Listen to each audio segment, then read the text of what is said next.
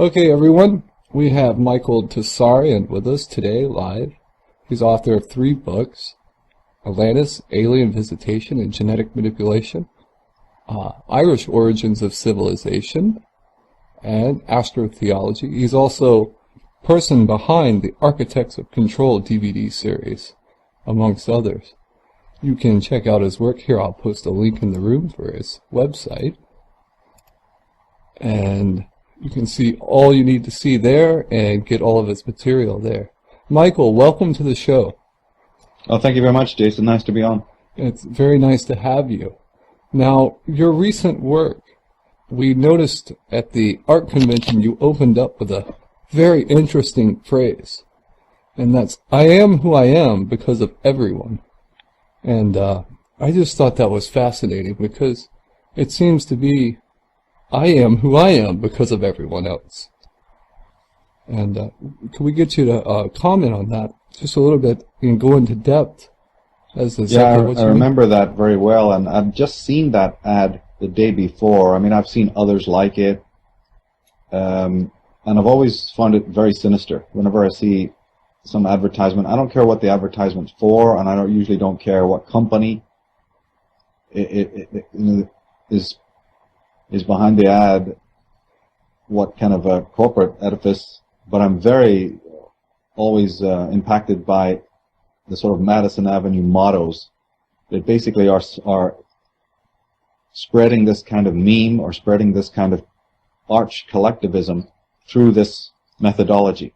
And I couldn't believe it, and I was not planned to do a talk at Bath, but the host had allowed me to say a few words at the beginning, and I just had to address that. And of course, this is central to my life's work, is pointing this out to people. Right. Because if you don't point it out to them, they walk past it every day and almost start to inwardly chant these jingles, these mottos, and worse, they start to embody it. And if you actually think about it, the people behind that kind of thinking consider themselves, philosophically to be very right, because they would say to you, wait a minute, when you're born, you're not born in the world alone.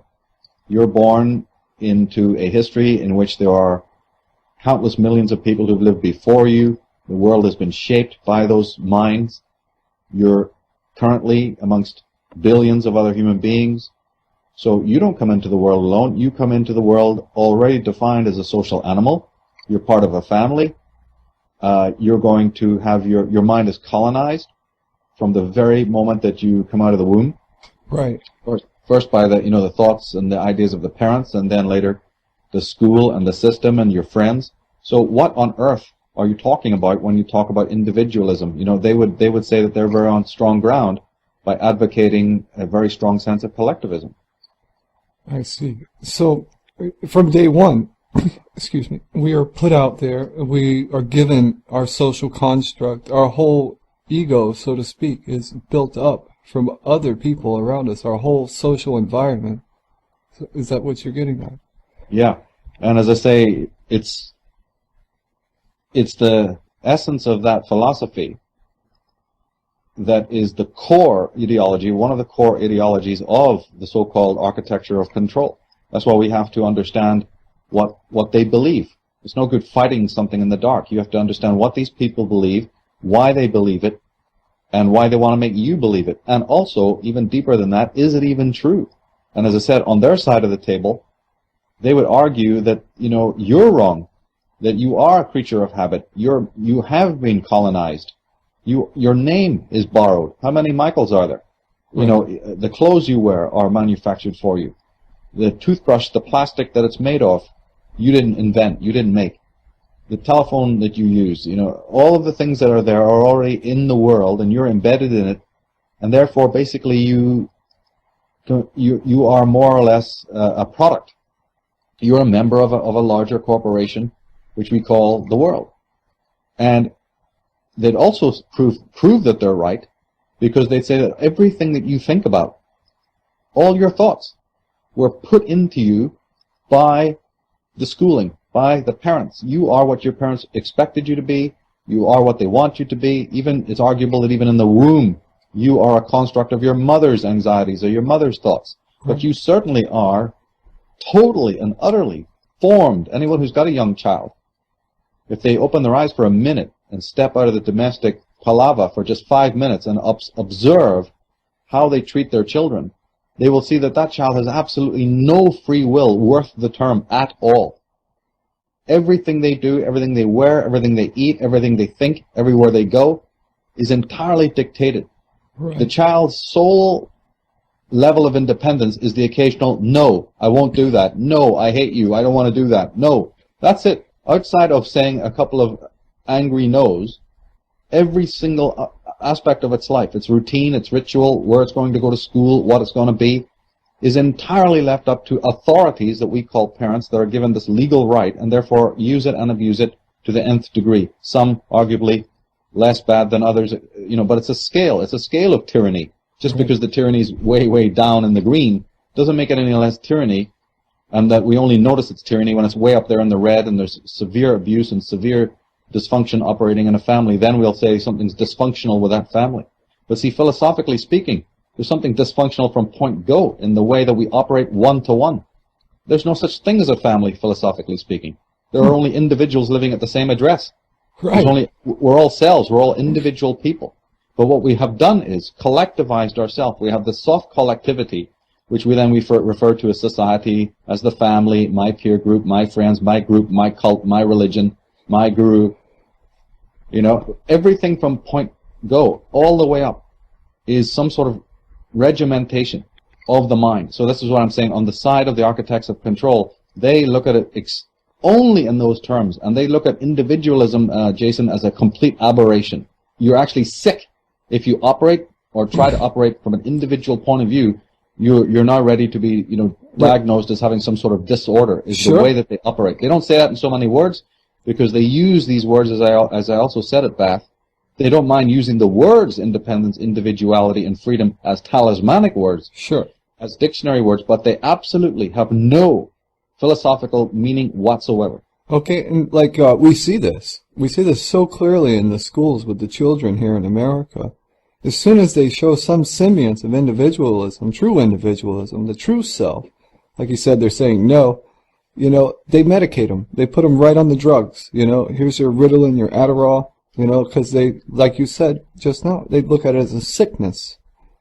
They do, and they're also thinking that by the time you reach about 6 years of age, you shouldn't even be trying to be an individual. The job should have already been done, and especially in the teenage years. So they're already assuming that they're doing such a great job that you should be pretty much by your teenage years, and certainly by the time you're approaching your 20s, so colonized in your consciousness that you shouldn't be putting up any resistance, because remember, they've also given you rewards. They've said, we're going to make you into a slave, but we're going to give you a degree, we're going to give you, some education, we're going to provide you with a house and a job and a number.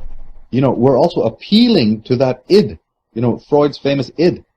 Another word for the id is the pleasure principle. Everyone, their basic core being is based on receiving pleasure and not having to delay gratification. So the system, the architects of control, also work by placating our basic pleasure principle by saying, we're also going to offer you this, that, and the other, status, intellectual status.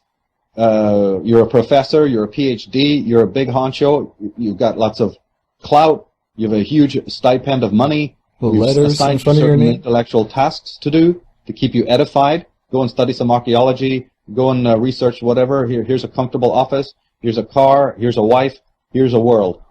And so they're already assuming that it's good to go because you shouldn't dare to even express individuality. And like you say so rightly, if you actually start doing so, they're going to immediately come down on you and erase it. And one could even say, as John Taylor Gatto and others have said, that if you examine the world that we're living in, you will find that it's all about, almost all exclusively about, erasing individuality. They're almost ready for you to show those signs, and it's already in place, the web is already in place, to immediately occlude that and to stifle it and to hopefully annihilate it.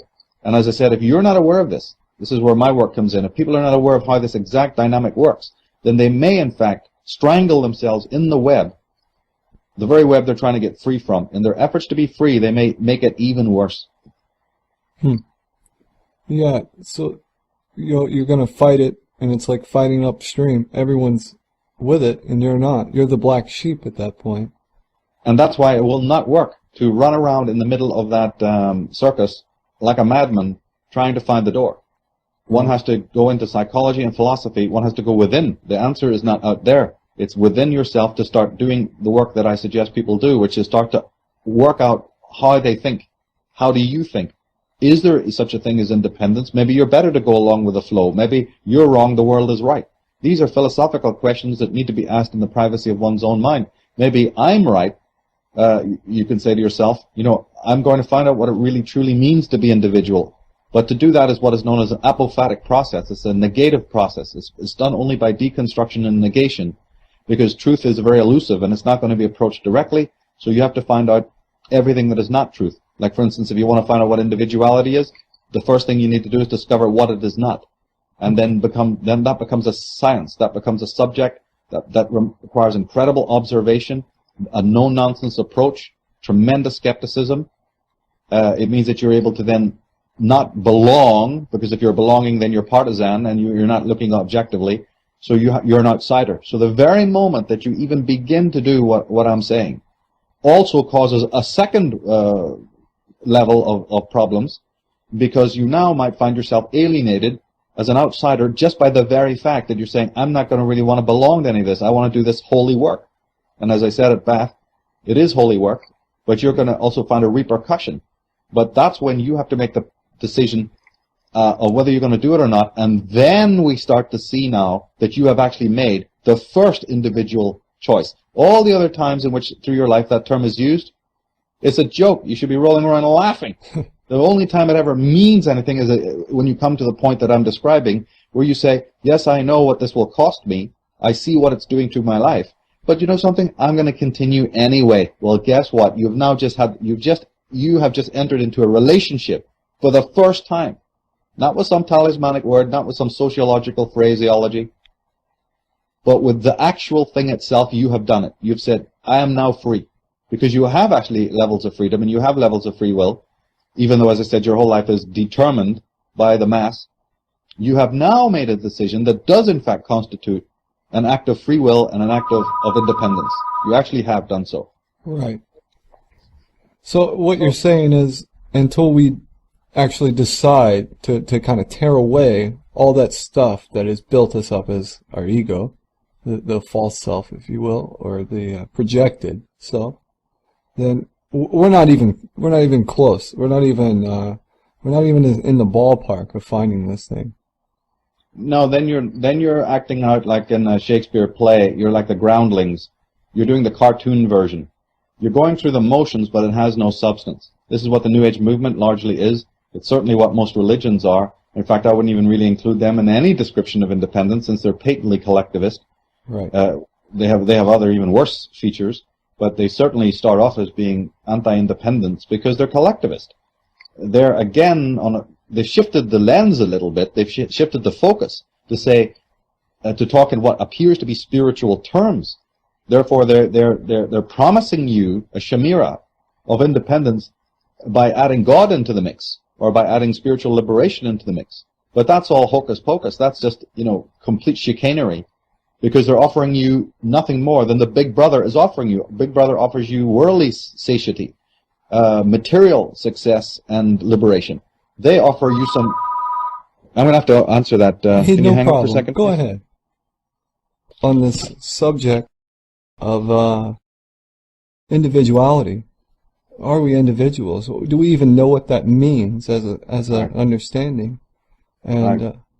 And I don't think we do, because remember, we're one of the glitches in this knot is that we're waiting for another person to tell us all about it. See, we've already made a mistake in that. We will understand what individuality is when mommy and daddy, or the sociology teacher, or a couple of mates, they sort of describe it. We're not even aware that, look, you've already sold it out. Even to go to that level, it's something only you can discover. But when we actually analyze our lives to find out what it is that we are actually thinking about, you're down into the minus. Almost everything we think about is not original. Right. There's another talismanic word, original, and everybody uses that on every advertisement. It's common in our phraseology, and it actually means very little today. There are very few original ideas because the thinking mind, which is an attribute of the human being, is barely being used today. I've said on the forum, I've said in other places that what has happened is that we do not give deep thought to that which deserves it, and we think simplistically about all the other rubbish. So our thinking is on what the psychologists call a simplistic level. We don't give the deep thought to that which needs it, and so we're left in a kind of a non-thinking state. And that's even one of the other reasons why we become more into the habituation, reduplication, following along with the herd, because thought itself is in a state of atrophication. People who follow my work on 2012, like I know you have, Yes. know that that's one of my big things, is not so much about some spiritual ascension that's about to take place. That's totally not what I'm talking about. It's about the fact of the death of humankind 1.0.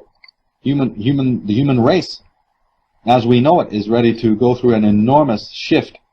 I'm not saying that there can't be an upshift, but it's more likely to be a downshift given what you see in this world. And me, I start with facts. I start with what I see, not with some other, palava that's all theoretical. I start with the world as it is. Right.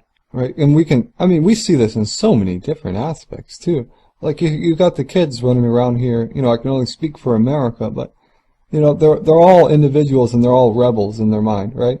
But they're really just on autopilot. They're wearing billboards for Nike and Reebok, and they think that they're rebels. Drinking at Starbucks. Yes. While a poor guy across the road who's running a private business, and he's got a nice cafe, and he needs the money, and he's a hard-working American, but they're all over at Starbucks. Yeah, the coffee tastes rubbish, his tastes great, but it doesn't matter. There's no morality there. But you go up with a microphone to any of these tie-dye wearing, Birkenstock wearing guys who are drinking at Starbucks and say, "Hey man, what's your take on freedom?" "Yeah, I'm all for it. Down with world government."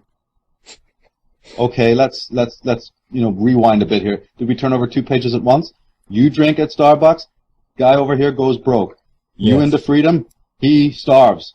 I don't see the connection. So this is what I'm talking about when you start stepping back and start observing the injustices deconstructively, not just going along, but examining what you're doing. That's when life becomes life. That's when thought becomes thought. Well, And as you're right, you're saying these weekend warriors, they're playing this charade. They're playing this Hollywoodized version of the rebel, which I've always said is just the flip side of the coin of conformity. Right? If you have anything like conformity, obviously we know it's got a flip side. Everything does. So the rebellion that you see today in this world is just a flip side of the conformity and the submission of the other. I don't like my family. I'm going to tell them to go to hell. I'm going to, spit in their faces and say I'm no longer part of your jive. That's only because I want to be showing loyalty and allegiance to the gang of mates that you've got. So you've exchanged one form of tyranny for another. You haven't actually broken free of the system. You're saying no to this because you're saying yes to that. right. Which is what teenagers do. I'm now with my gang. I'm with my mates. We all think alike. We share the same interest. I've got to show loyalty to them because that's biologically programmed into me to do that, and I'm not against that. I'm just saying let's look at the phenomena, and then parents say, "Oh, I don't know what happened to him. We treated him really nice. He's rejected us. He never comes in. There's no more talking. He or she has gone overboard." Yeah, because it's partly biology. It's partly necessity to show loyalty, true loyalty to the next group that you meet, and it's partly rejection of the family unit. You see, so all of these dynamics are taking place. But what we do have is this illusion that by going through all of these stages, we're truly free. And this is the mistake. I think it was Jefferson or somebody said that, there's no person more enslaved than those who falsely think they're free. That's a very interesting statement. And then never forget that Big Brother is also clever enough to be always dealing with that id part of you. He's always making sure there's just enough affluence, there's just enough ego props, there's just enough satiation of the sexuality and the appetites, so that he's offsetting real revolution. He won't mind you waving placards. He won't mind you going down 1 million women to complain about who they can marry, gay rights.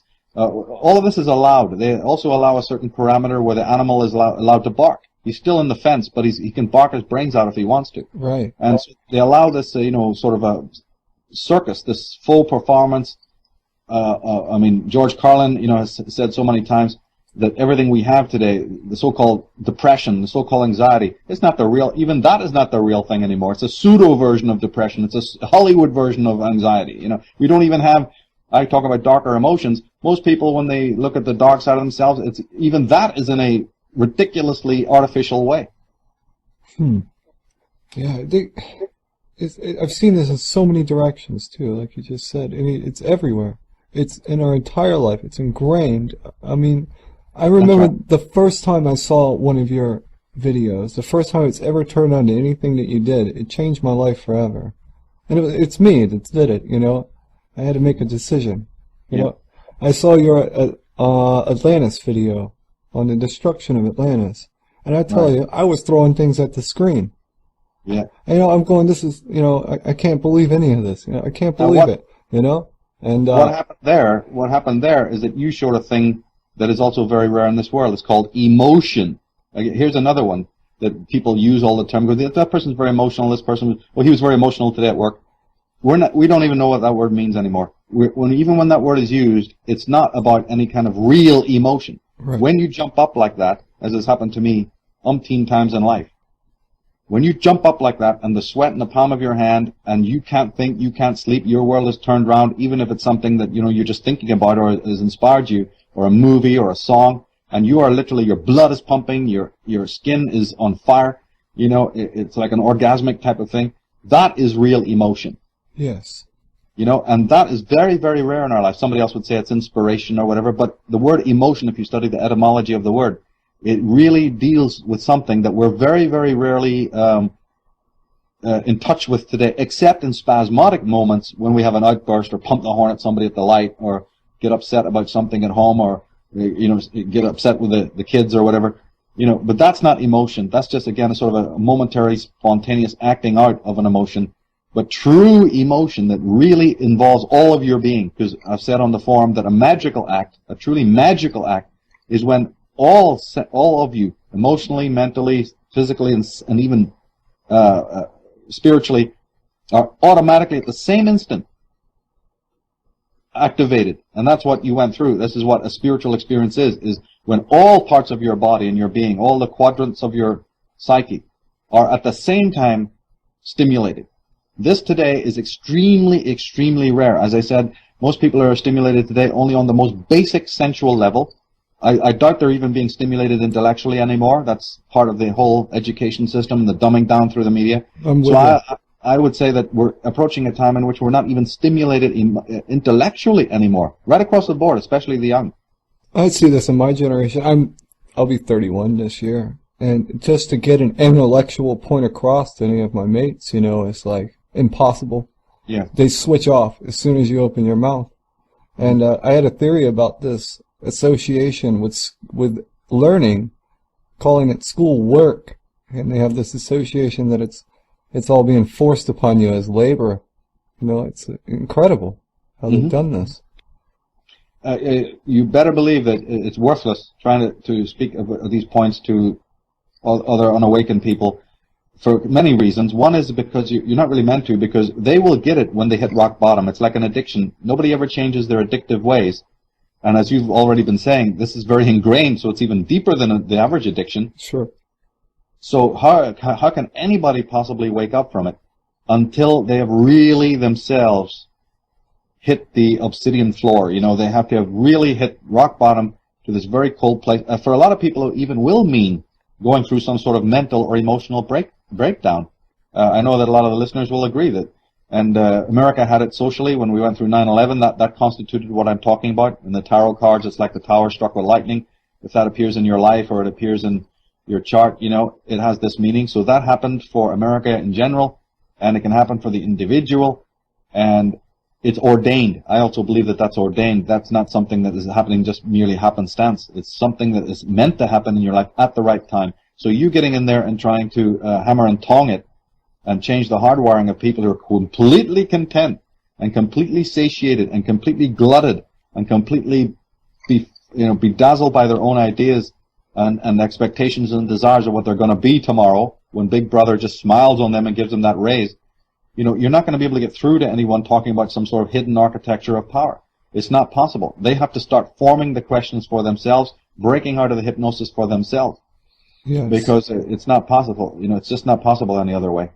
I've heard you say too, people come to you and say, like, I've been trying to tell my family, I've been trying to tell my friends this, and they just won't listen. And, you said, well, and you commented on that, I think on the Red Eyes Creations interview, where you said, who asked you to do that? Yeah. Well, I mean, I will always say that I'm not going to make that judgment for you or tell you not to do it. I was speaking there about my personal life. I never do it. Right. I did it for a very short time, but gave it up very, very quickly. And I don't recommend it to other people because I think it does waste a lot of your time and energy. Because remember, this is a subject matter that is alternative and extremely controversial, and it's just going to take a lot of physical time to even get your head into it. And I think that you're wasting a lot of time. I know that in the early stages, people feel very passionate, and they feel that their passion, their emotion, is going to be immediately infecting everybody else. But that's not the way it is. And until they learn that, they're just going to motor mouth away about trying to make people see the reality and wonder, why am I talking to like a scarecrow here, a zombie that's just reacting in very bizarre ways. It'll do you no favors at all. And I believe that the energy should be completely focused on the information itself, and so that people can not only come from the periphery of reading other people's work, but move more into it. I believe this is a way for people to get into their own thing. I've actually seen it happen. So by getting into this kind of information, you maybe start by reading what we've all written and all that, but you're going to finally move in and find your own niche. And yeah. I think that is, the red light is on. Do it, and do it quick. Don't waste your time on the periphery when your own destiny, your own dharma may be waiting for you. You may be able to put on conferences. You may be like yourself, create a radio show and write a book or something. Get on with that, because that's what your dharma is waiting. Forget about what these, boogaloos are thinking. They may completely shun you and alienate you for the very things that you're in. They may be, reacting in all sorts of negative ways. You may want to go on and create a band or whatever. There's things to be doing to get this message out. It's a very rich field, and one can come to the bottom of it. I myself can barely stay on top of the different sort of divergent aspects that I'm into. Right. It's a huge field. Yeah. Yeah. There's just so many angles, so many arrows. I mean, language, etymology, yes, ancient history, anthropology, new discoveries, science, cosmology, the human mind, psychology, philosophy. I've done my utmost to even just launch, the sort of thinking that connects. Say, we've just done it recently this year, that philosophy and conspiracy go together. The year before that, we did a lot, as you say, with architecture control, showing that hardcore psychology and conspiracy go together. You know how much work has gone into just doing that to get that point across to the conspiratorial world? It's not just about UFOs and JFK. Can we broaden this thing out? I mean, is it even possible to do that? I believe it is, but why has nobody ever done it? They'll only stick with politics, or a little new agey stuff like, aliens from Mars. Yeah, that's very important, and it's very much a key part of it. But we need to go deeper, because this is the way things are. And unfortunately, the rest of my Confederates, in the movement have been really loath to do that for whatever reason. And so that showed to me that it has to be done. And by the time that I moved on this year to do some tie-ins between philosophy and conspiracy, that I thought would just be a dead horse. I thought it was going to be a total waste of time. Nobody's going to get that at all. And I was quite wrong. Again, there's an overwhelmingly positive response going, yeah, we get that. That really adds a new coloring to the jigsaw. It adds new perspectives, and it really makes sense to me. So again, look at that. I never could have predicted that. And about 10, 15 years ago, it wouldn't have worked. Time and place is very important. Now it is. People are getting this really quickly. Yeah. I mean, like right now, even we have a clinical psychologist in the audience that I know personally, and she's totally concurring with you as you go here. And, well, you see, I grew up reading, Thomas Szasz and Artie Lang and Karen Horney and Jung. I've read Jung's collected works maybe 3 to 4 times over, the whole lot. Wow. Through the 90s, and I read all of Sigmund Freud. What you might, not errors, I really resist that word when you're speaking in terms of psychology. There are no errors. There's just, you can construe the things differently, you can update things, you can move on, you can broaden how we see the work of the great minds that started the movement, you see. And then I went into the existential psychology of Otto Rank and Rollo May and Viktor Frankl and Erich Fromm, And for me, you see, these people are bona fide. I mean, they're completely always telling you what I'm telling you, that society is at fault. The human being is not broken until he enters the world of broken people.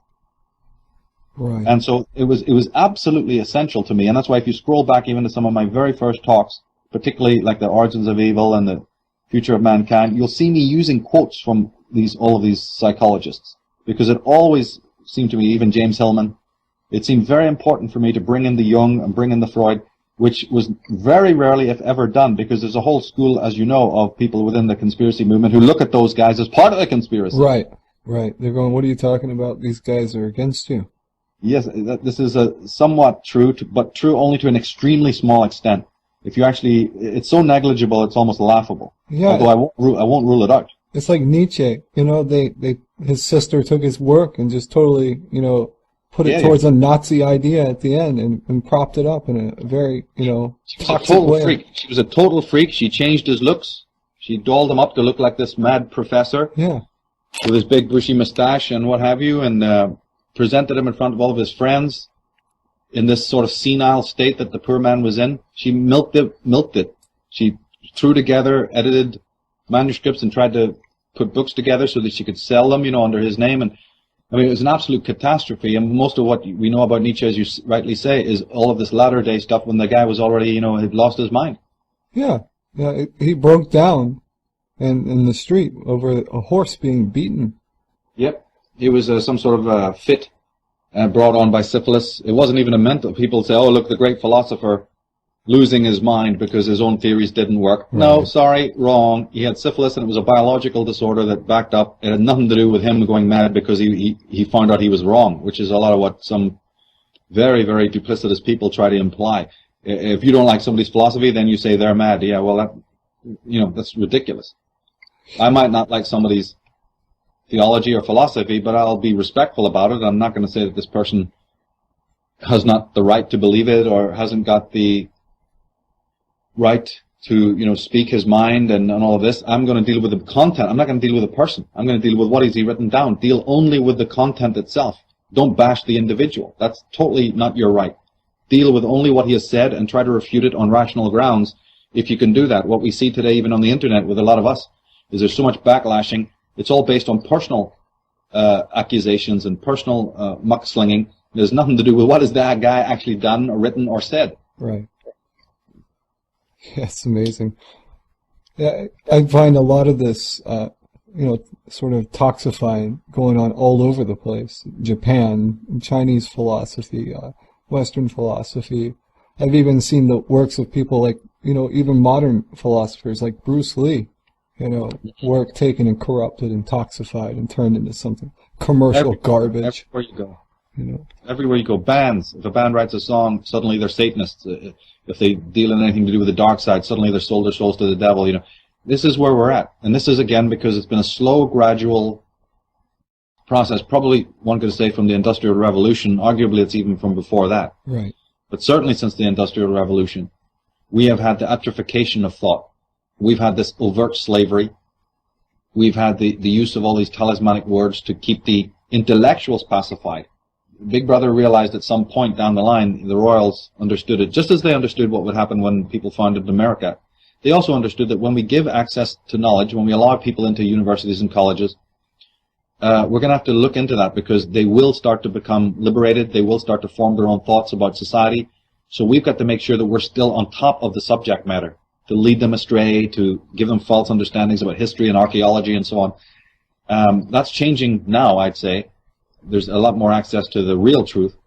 But for hundreds and hundreds of years, especially the old boy networks of early England, the fraternity systems and Ivy League stuff that is still going on in America and the overt class system that was here, this also helps people to go along with the flow, even academically, to imagine that they have grasp of the true knowledge. You know, this has been a big movement, an overt movement, to make sure that you don't get even access to the right kind of information, even if you are an academic. And this is true for psychology, for philosophy. You know, as I said many times, that Sigmund Freud's work is almost entirely misinterpreted in the translations.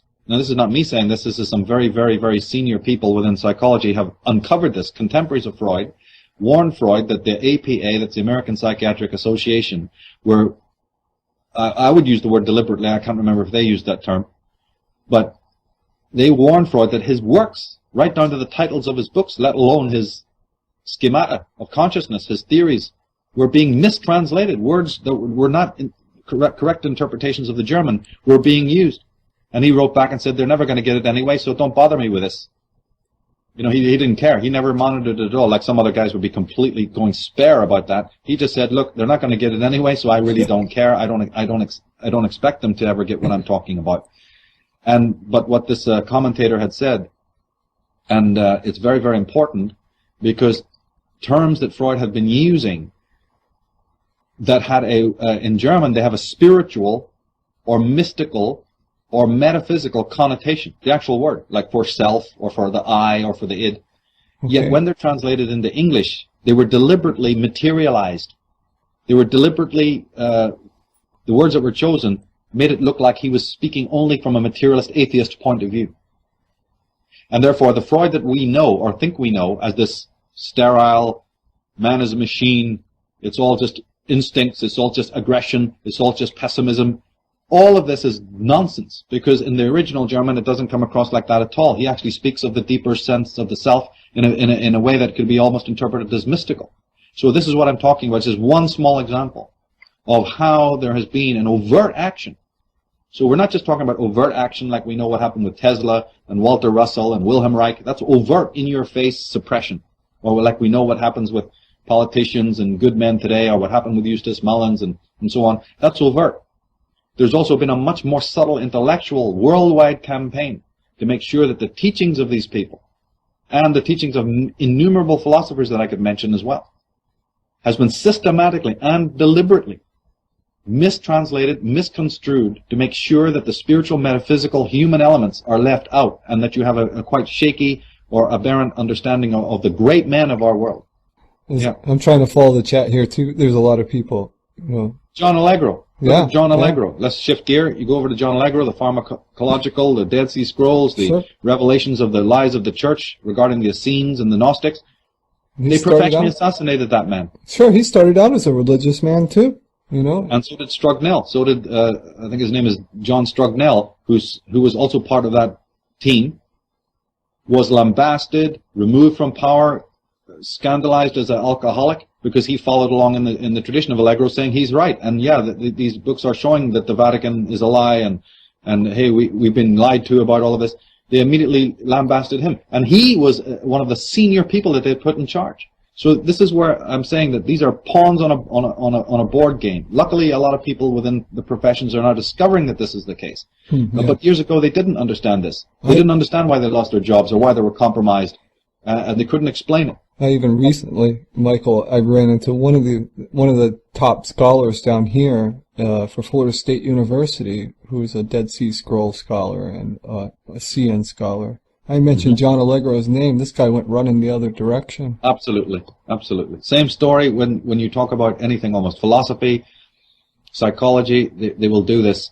Politics. You talk about Senator Joe McCarthy. Everybody in history knows he was Satan Incorporated, right? Satan incarnated. Right. No, not true. Does the real story come out? No, it doesn't. What about in so many other cases in America like that? What about throughout the world? We've had lockdown, in sociological terms, political terms, the Eastern Bloc. Do you know what the atrocities were done during that time of the Iron Curtain? This tyranny works not only on an individual level or a nationwide level, it works across the world. It actually is a tyranny that has manifested for decades, in which the whole of Russia was subjugated, the whole of their literature was confiscated, and across in Hungary and all of these other places where these incredible traditions were wiped out, partly by the Vatican and partly by the other Fabian powers out of New York and London. Sure, if you study a piece called Magyarok, you'll see it's the Hungarian history of the Magyar people. It's completely been erased by communism. And same with the Serbian history. The true history of the Serbs is barely even known to the Serbs today. And this is, of course, another thing that's going to happen, not at 2012, but around that date, around the time we're in now, is because there's a new generation shift, and the new generation is even dumber than the one before. We're now even losing it even more. It's already been that a lot of this history has been unknown to us in the last 100 years. The level of interest in it of the new coming generation is yet one more step divorced again. So and this serves Big Brother. They wait for a rollover in the generations so that new brain, that new youth, that new youngster hasn't even got the capacity to be able to take on anything to do with what happened in the 1960s, 1950s, let alone 1800s. He's so overstimulated, and his mind is in such a state of lockdown, he can barely tie his shoelaces, let alone wonder what happened at the time of the Industrial Revolution, or what was taking place at the French Revolution, or what happened to the ancient Irish, or even the ancient America, what's been going on in America. He can barely function. And by the time he's called his mates on his cell phone and watched a couple of video games, you know, that's it. That's his day. Sure. Yeah, I try to get an American kid, under 30 years old to point out America on the globe. Just try. Right. Yeah, they can't do it. I've seen it. I couldn't believe it. It used to hurt me when people said to me when I first got to the States in 1990, "Oh, you know a lot more about American history than I do." They were giving me that as a compliment. I was nearly in tears. Right. Oh, you think that's something good? Yeah. I still get that when people read my Constitution Con article. They go, "Oh, I didn't know all of this," and how do you know it as an Irish guy? Teach me too as the Romans do. I'm in your country. I'm going to learn all about it, aren't I? I came here for that very purpose. You're living here all your life and you don't know these things? Yeah. You don't know who Aaron Burr was? You don't know what's been going on here? You don't know that the Massachusetts Bay Company and that all your prime ministers and presidents were members of these British-run corporations? You don't know that your American flag is one step away from the flag of the British East India Company, one of the most tyrannical organizations on the face of the earth. If you blink quickly, you might think they're the same flag, and then you're giving me all this stuff about independence and freedom? Sure. Yeah. And in American high schools, I know this because I went to one, for a while, they actually go into this huge palaver about how long it took the various founding fathers to come up with the seals and the arguments that went back and forth and the designs that were thrown away and the time it took to come up with what seals they were going to use and what kind of insignias, and should we use an eagle or should we use a phoenix, and should we use this and should we use that. And they go to the great lengths to show you what difficulty was involved in coming up with these tutelary symbols of America, but forget to mention that at the end of the whole process, your flag just happens to be a simulacra of the British East India Company flag. Right. Something doesn't add up here. With all that effort of the Benjamin Franklins and the George Washingtons and the whoever else, at the end of the day, you come up with a Judaic, and I don't mean Jewish, I mean Judaic eagle with these stars and stripes, which is it's unbelievable when you get into what that's about. And then the actual national flag is the flag that's almost identical in shape, 3/4 identical to the East India a British corporation.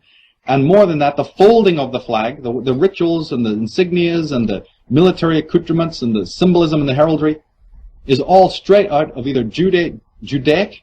Again, I emphasize I'm not talking Judaism as people understand it. Of course. It's very different. Or British, Israelite, British, Zionist, British, Fabian, etc. symbolism. Solar symbolism, if you will. Michael, could you explain to everyone, this is actually a question for myself too, what the definitive, clear difference in what you mean by Judite and Jewish and Judaic, in the word meaning of Judite? Well, it's a secret society term. Okay. We use the word Jewish to refer to people of a religion, and they do themselves. They use these terms for themselves. The term, and this is a word play, very similar to what we were talking about earlier about how words have been misconstrued and misinterpreted. Secret societies know that behind the large door, there is no such thing as religious difference or political divide. This is all made for TV. Right. When you understand that, then what I say next makes sense. Because I always define, when I get a question like that, I always say that the Pope of Rome can be a Judite, even though he heads the Catholic religion, or apparently heads the Catholic religion. Whereas the Queen of England is also a Judite, even though she heads the Protestant religion. And it's because, and even there's an Islamic version and what have you, the Seveners, the Frankists. All of these people know fine rightly what that term really means. It goes back to a very, very powerful secret society called the Gaionum. That's why you have a capital G in Masonry in the middle of the compass and rule. The G does not stand for God, goddess, geometry, or any of that nonsense. It stands for Gaionum, which is a super secret steering committee that's many thousands of years old, that was started by the descendants of the pharaoh Akhenaten. This is what I go into in the Irish Origins DVD and book. Right. Another word for Gaionum is Aton, Atonists. That's just because their god was Aton. They Right. have other names for their god, of course. And is it correct that we get the letter A from this and different... Not from it. No, the A was a word that was from, in Egypt, it was symbolized by the eagle, Ahom. But the symbol of the eagle is being used for its solar principles, and partly because it comes from the tribe of Manasseh. When you realize that when they talk about the 12 tribes of Israel, you're actually talking about the 12 tribes of Aton, the 12 tribes of the Gaionum. You're talking about its secret society language. It's like a code that the military is given. Say that in military code, you have the code, somebody sends you a map, but unless you can overlay the sort of a key over that map, you won't know where the maneuvers are. So when we all use these languages in normal daily life, we're missing the secret society filter. When you know what secret societies are about and study them, then you have the key that now makes you decipher the map better.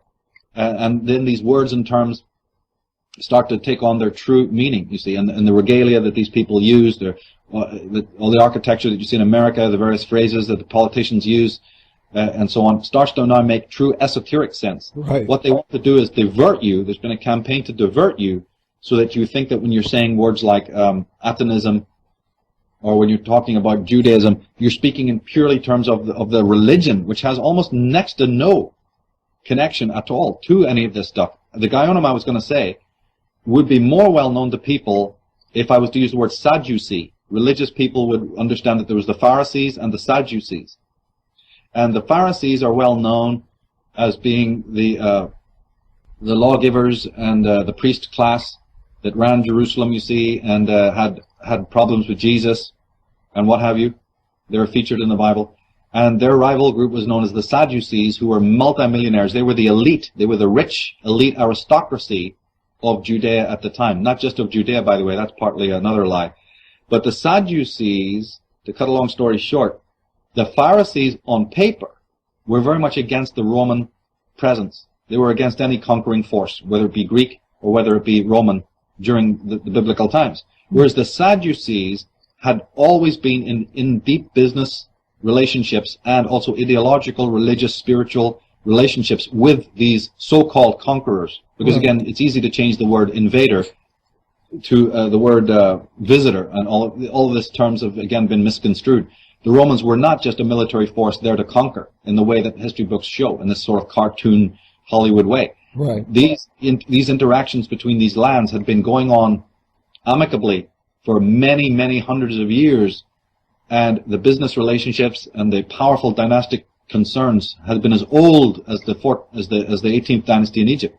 And one of these movements, one of these groups, the Sadducees, were well in with the elite patrician families of Greece and Rome and many other more elusive dynasties, and they were the intellectuals. And it's basically from them. It's basically, they are the ones who kept the tradition of the true Atonism, the pure Atonism, whereas the Pharisees were the ones who basically created the law, the Torah, the laws that we know today, the Bible as we see it today, even though it's largely still an Atonist ideology.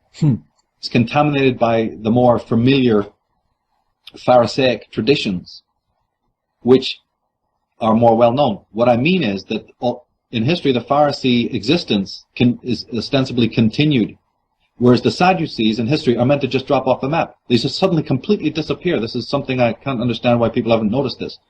The Sadducees apparently just completely disappear from history. One minute they're there, and the next minute they're not. And most scholars pay them no mind at all. But when you've done your homework, you find out that these Sadducees, as well as some very elite Pharisees, actually go back to an ancient order called the Order of Melchizedek, or the Sons of Zadok.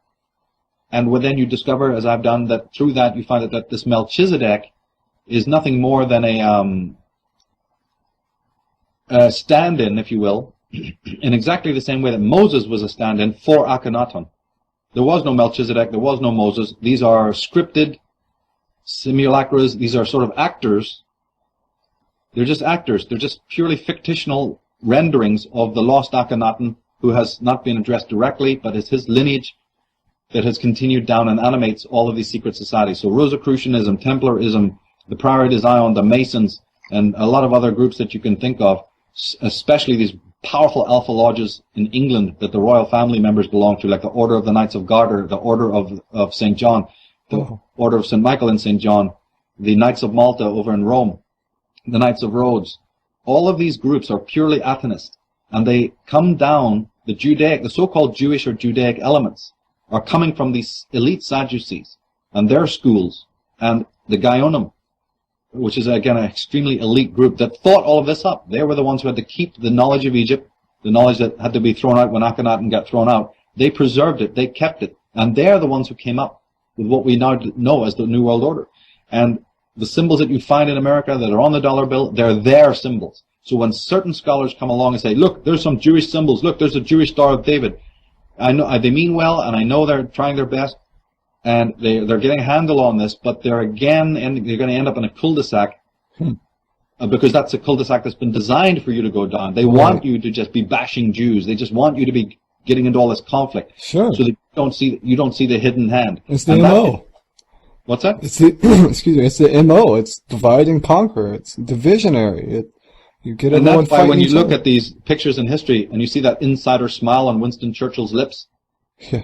or that insider smile on the Pope, or on the Queen of England, or on Brzezinski, or whoever, now you know what that insider smile is all about. They can barely contain their glee, their happiness, their joy, that all you people are running around like headless chickens, waving flags, and butchering and murdering each other for things that are utterly preposterous. Zionism is created by the British Fabians, the British aristocracy. Socialism as we know it throughout the world, not only the socialism that was involved in Russia, but the socialism that is now ubiquitous in America, is also created by British aristocrats. How does that work? How can people who are the richest people in the world be espousing so-called socialist ideology? You understand it when you realize that, again, behind the lodge door, none of these divisions matter at all. With one hand, they've got to preserve their existence so that they're not threatened, so that the working class doesn't actually completely overthrow them. That's a fear. Another part of it is just a simple game that they just love to do. And two, the smallest coterie at the very top, remember that removed part of the pyramid at the top, that small group at the top, has the bigger and larger agenda of massive world control, massive mind control. They're the smartest ones at the top. The rest of them have not got a full picture of this and are themselves dispensable, as we know. Yes. Generals, popes, even certain prime ministers, and in many cases even royal figures when they step out of line. They are instantly disposable on the greater geopolitical game. And this goes for political parties down where we are. It's a laugh. It's a joke, the way this shenanigans goes on, and the way the Bill O'Reillys animate it constantly, and the Russ Limbaughs and the whole circus on the lower level we observe. You're never going to work it out from looking at that. That is the end manifestation of an incredibly elaborate occult game of geopolitics and mind control that's been going on for centuries of time. Mm-hmm. And just to again summarize, so that when we see these terms being used, Catholic, Protestant, Islamic, Jewish, these are made for order. They don't even have any longevity. The word Jew, I think the word Jew itself in that spelling is only going back to like the 1800s or something like that. Oh, really? Yeah. Wow. Before that, it was known to be Judite, Judaic, and so forth and so on. Yeah, we have like what the Anti-Defamation League, and all these different, they've lambasted David Icke up in Canada, and they're funded by British aristocracy. The ADL and most of these Canadian versions of ADL, the B'nai B'rith, they're not endorsed by most Jews, by the way. Right. They're an extreme right-wing group that has its direct funding from the dukes and princes of Britain, as many of your presidents have done from the very, very beginning. The only thing is that they were expert in rhetoric, that's all. They just knew the sophistry. Benjamin Franklin was a British agent. Adolf Hitler was a British agent. These people just knew how to construe the language to give you talismanic terms so that you imagine that you're democratic, that you're free. You actually don't even know what these words mean. You haven't even worked it out yourself. You don't know what context it's in. This is why we're in such a mess today with the legal profession. Right. Why the legal profession has so much power over us is because we don't even know the meaning of the word citizen, or the meaning of the word state. or where these words came from, you see, and justice and all of these kinds of terms. Now, I'm glad to see that so many people are getting savvy to this, and that is an incredibly important thing. In fact, even when we were just talking there about the difference between Judaism and the tribes of Israel, the truth about that subject, because I've been studying it since 1980, and I had so many, blank spots. Huh. It's only been in the last 10, 15 years that the true information has come out. So we're in very recent times. That's why I'm usually an optimist, is because it's only in the recent times that we've even had access to the information that fits these missing pieces in. Yeah. Even back in the 70s and 80s, we didn't have it. Yeah. What was it, 100 years ago or 200 years ago, even people couldn't even read the Bible. They were just dictated, That's right.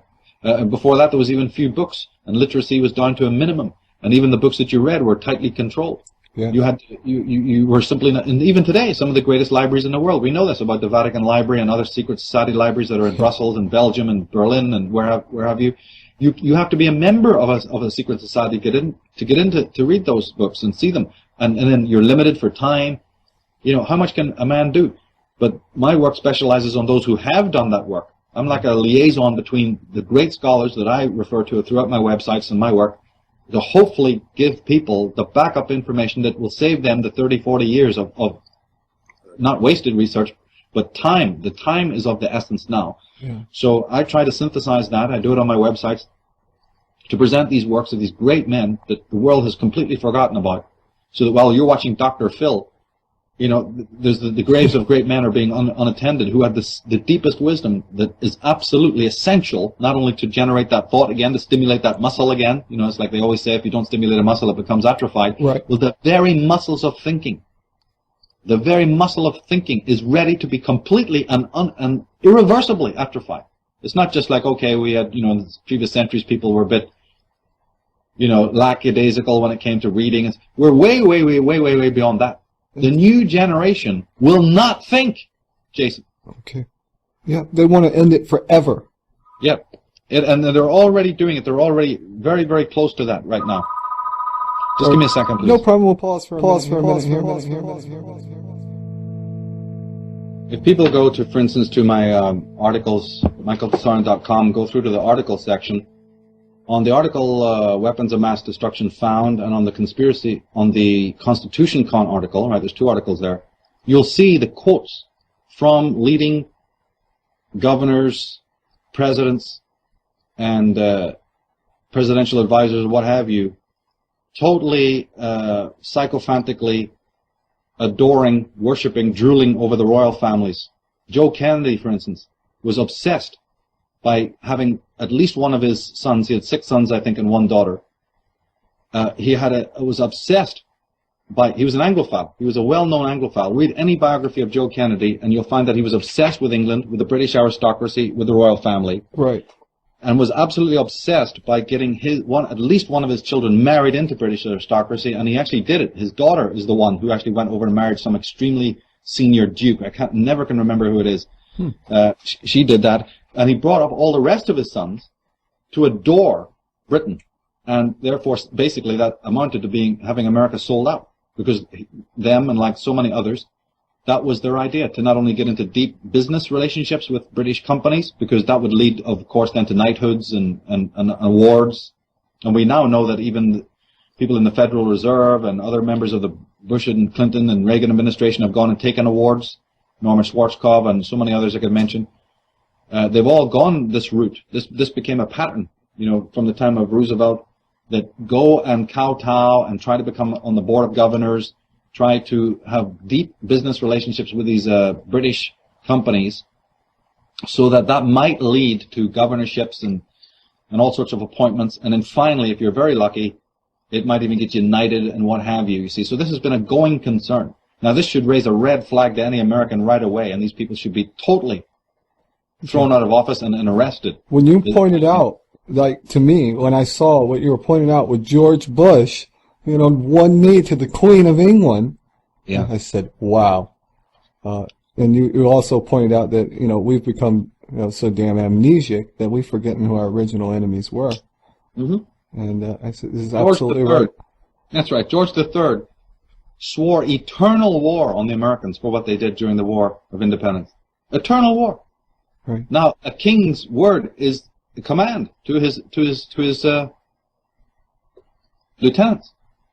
And therefore, does that not explain why there is no freedom anymore here? Why the federal government have their tentacles everywhere? Why communitarianism is rampant in this country? Why outsourcing is rampant? All the things that you're seeing did not just happen by accident or happenstance or the greed of corporations, like some lower level types of PBS level commentators are probably going to tell you. That is false and can be proven to be false.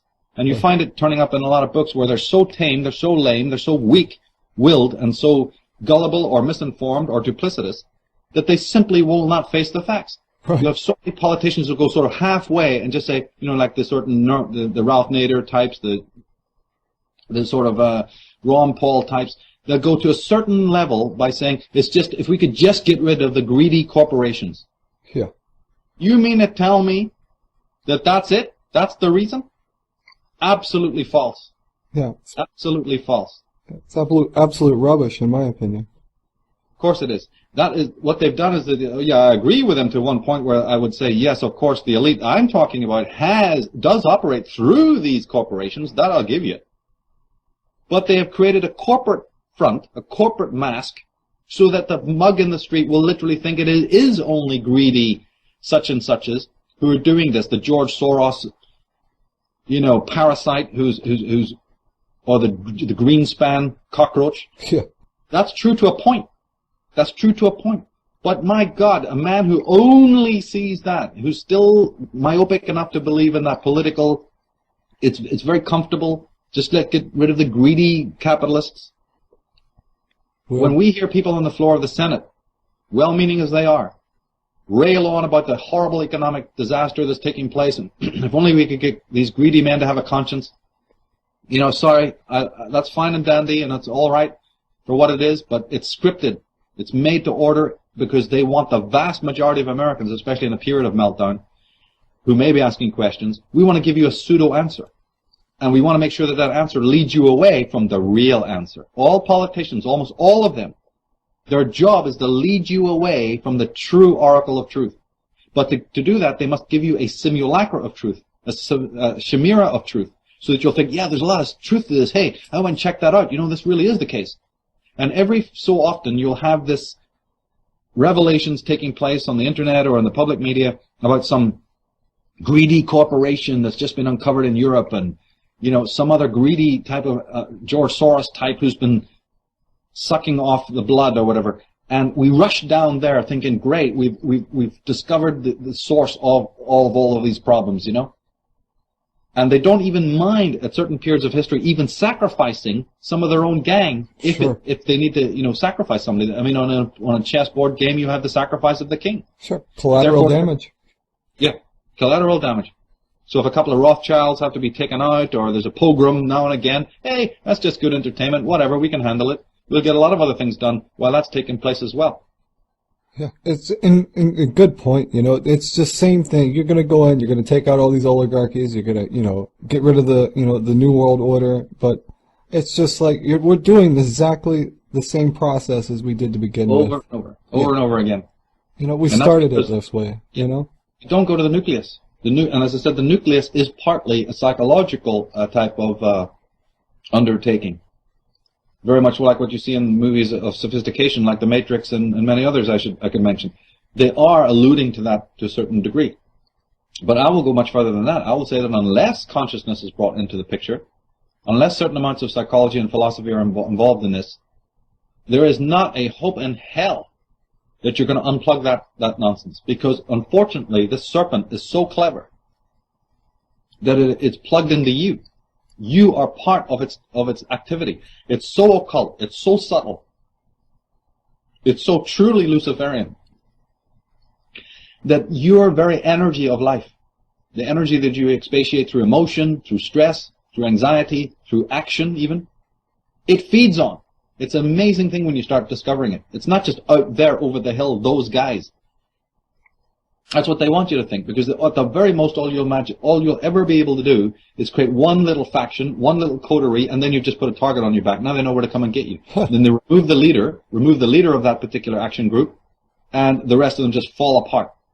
Yeah. What do you think about this and WikiLeaks guy? They're posting all over the place. And every news channel, Rush Limbaugh, talking about they need to create a terrorist cell out of them. What's your... Dust. It's the same thing. It's more dust. It's 70-30. It's more chaos on top of more chaos. Yeah. It may give you a certain amount of truth, but it's mostly designed to lead you away from even greater things that are being done in politics today. This is my suspicion too. It's poppycock, it's in your face, and then they can say, oh, well, look at these, we got to do something about this. We need to, take away the ability for us to communicate on the internet and whatnot. And they'll use it as a catalyst too as well. Well, it would help people to understand that, first of all, we've never been in a state of peace on this planet for probably hundreds, if not thousands of years. Politics is war. Right. So when the legions of St. George were, not St. George, but King George, when the legions of the British realized that they couldn't hold America for want of arms, they got an empire, remember. Any troops they send over here, they're going to weaken the empire back in Europe. And they have lots of people who are fed up with them, their control in Europe too. So they obviously realized that, look, it's not going to work through force of arms. And by the way, these Americans are a tough nut to crack. They're mostly Scots-Irish, and they kick our ass. They hate us with a passion. So it's not going to work. But of course, you have the extreme, hard-assed general military types who think that everything can be solved by just killing and war. So they had to go through their little process. They couldn't be stopped, and therefore you had the war. Right. But the higher intelligence in the Alpha Lodges of Freemasonry, and these, as I say, Judaic enclaves, and the Knights of the Garter, and the Knights and the members of the Privy Council. People can look online and find out these things. I've got links to them galore on my websites. The Privy Council, the Order of St. George and St. Michael. All of these people were saying, that's not going to work. You don't hold down an entire continent hundreds of times bigger than your country. The whole of Ireland fits inside Lake Michigan, for God's sake. England isn't much better. You cannot do it through force of arms. They're mad to even try, but let them do it because, that creating that skirmish and creating that poverty and creating that chaos, we're all for it. It doesn't matter. But don't ever think for a moment that that's how we're going to colonize that country. Right. They already set the work to say we're going to do it economically through the Hudson Bay Company, Virginia Company, Massachusetts Bay Company. They're also in rivalry against the Spanish, who had come a lot earlier than the Puritans and were well in North America. So they had competition. They had competition from Russia, not Soviet Russia, but the original Russia. Yeah. So they knew that they had to work economically. Put your men in, put your henchmen in, create this federal system. Then that federal system will spread out and occupy the states. Until now you have what is a completely federal lockdown system. There's no such thing as state control power in this country anymore. That didn't happen overnight. It's a lengthy process. And since there were a certain amount of intelligent people here, like the Thomas Paines and the Edmund Burkes and a lot of very intelligent men who were looking at this and maybe would have spotted it. And there was people like Jefferson and others who did spot that something was going wrong. You have to pacify that kind of intellectual mind with a lot of talismanic documents, which we know as the Constitution, Declaration of Independence, and so on. You've got to give them the illusion that it's going to be free and non-oligarchic and so on. But they left the door open in the ways that I've described in my work. They've left the door open for this same royalistic power to take over. On the surface, they've locked the front door with a cage and a metal grate and padlocks, but the back door is left wide open. That's exactly what they did. And that always worked. That's worked throughout history. Right. And it's no different here. So the Russell Trust, the British East India Company, the Dutch East India Company, BP, I mean, you name it. Most of the corporations that you know today are in some way connected to this royal force. And then what you do is you also then professionally or physically assassinate anyone who might have a snifter of the truth, which I do believe included people like Lincoln and a few others. You've got to get rid of them if they should ever get a snifter of the truth and start to and not only that, but they have power too. It's not anybody can have a snifter of the truth. They're not worried about them. They're worried about if you also have the command of people, of an army or any kind of political clout. That's when they get worried and they will move to take you out. Yeah, when people start listening, in other words. Exactly. And that's when they bring out their champions, the Louis Farrakhan's, the Ron Pauls, the Bill O'Reillys, They have a whole other battalion of just ape-like creatures who just go out there to point fingers and throw accusations. So whenever the truth is coming, or wherever you might start to get a glimmer of it, they immediately unleash the robots. Huh. All paid for them. Now, on the surface, they look like they're members of different orders, different powers, different political affiliations, left wing, right wing. The whole full rivalry ensues, you see, and we get lost in that. Our inspiration is taken up on one side, and we have false allegiance. We think, oh, this is really going to work, and we know who our enemy is supposedly. And unfortunately, the masses of mankind have been able to be completely stymied by this. And so if people listening to us only get one single fact, one area of study that they should go, and it is to study this divide and rule policy, because that will open the door to a lot of other things. Right. But never forget, they control the institutions. They control the government. They control the schools and colleges. They control the medical, the big pharma, and they control from higher up the media, so that it's very unlikely. And therefore, that's why it comes back to like what we were saying at the beginning of our show, where stop waiting for everybody else to get onto this. It's going to be something that you have to do individually. And the moment that you realize that, whether you know it or not, it's like I said at the Bath conference, now it's become holy work as a matter of fact. The very moment that you might have to do something on your own, in my estimation, constitutes a sacred act. Not the sacred act as you might be thinking in a church or a mosque or a synagogue. No. The real thing, the real esoteric awakening is now taking place in your life. And there will come an enormous cost for that. And when you say that I'm willing to pay that cost, that's the moment that you become truly independent. Yes. In other words, do what you will to me. You're not gonna shut me up. You're not gonna stamp me down. You're not gonna step on my face. You know. That's right. Because you've fallen in love with knowledge. You've fallen in love with the fact that knowledge is worth the price. Like Socrates said, the unexamined life is not worth living. You know, the greatest ignorance, the greatest evil is ignorance, the greatest good knowledge. They've all said it. Well, we're at a time right now moving towards, we're in an age right now in which that is going to be very, very tested. People are now being literally tested on an individual basis. It's based on what's happening astrologically and so on. And if you say something's based astrologically, what you really mean is it's psychological. Right. Because the stars, the so-called stars, is only one way of mapping what's going on in this collective psyche of people. Right. And so that's what's happening now. People are being separated, the sheep from the goats. That's why you have the rise of, say, somebody like Michael Tsarion and David Icke. We're not just here by happenstance either. Right. Our work is very much part of a movement we're not in control of. It's ordained by something far higher. I remember once you had said, and I never really took astrology seriously until I actually heard you say this. It was that even the life at the bottom of the ocean follows the lunar cycles. Mm-hmm. And why is that? You know, if the moon has this effect, why not the systems and the planets?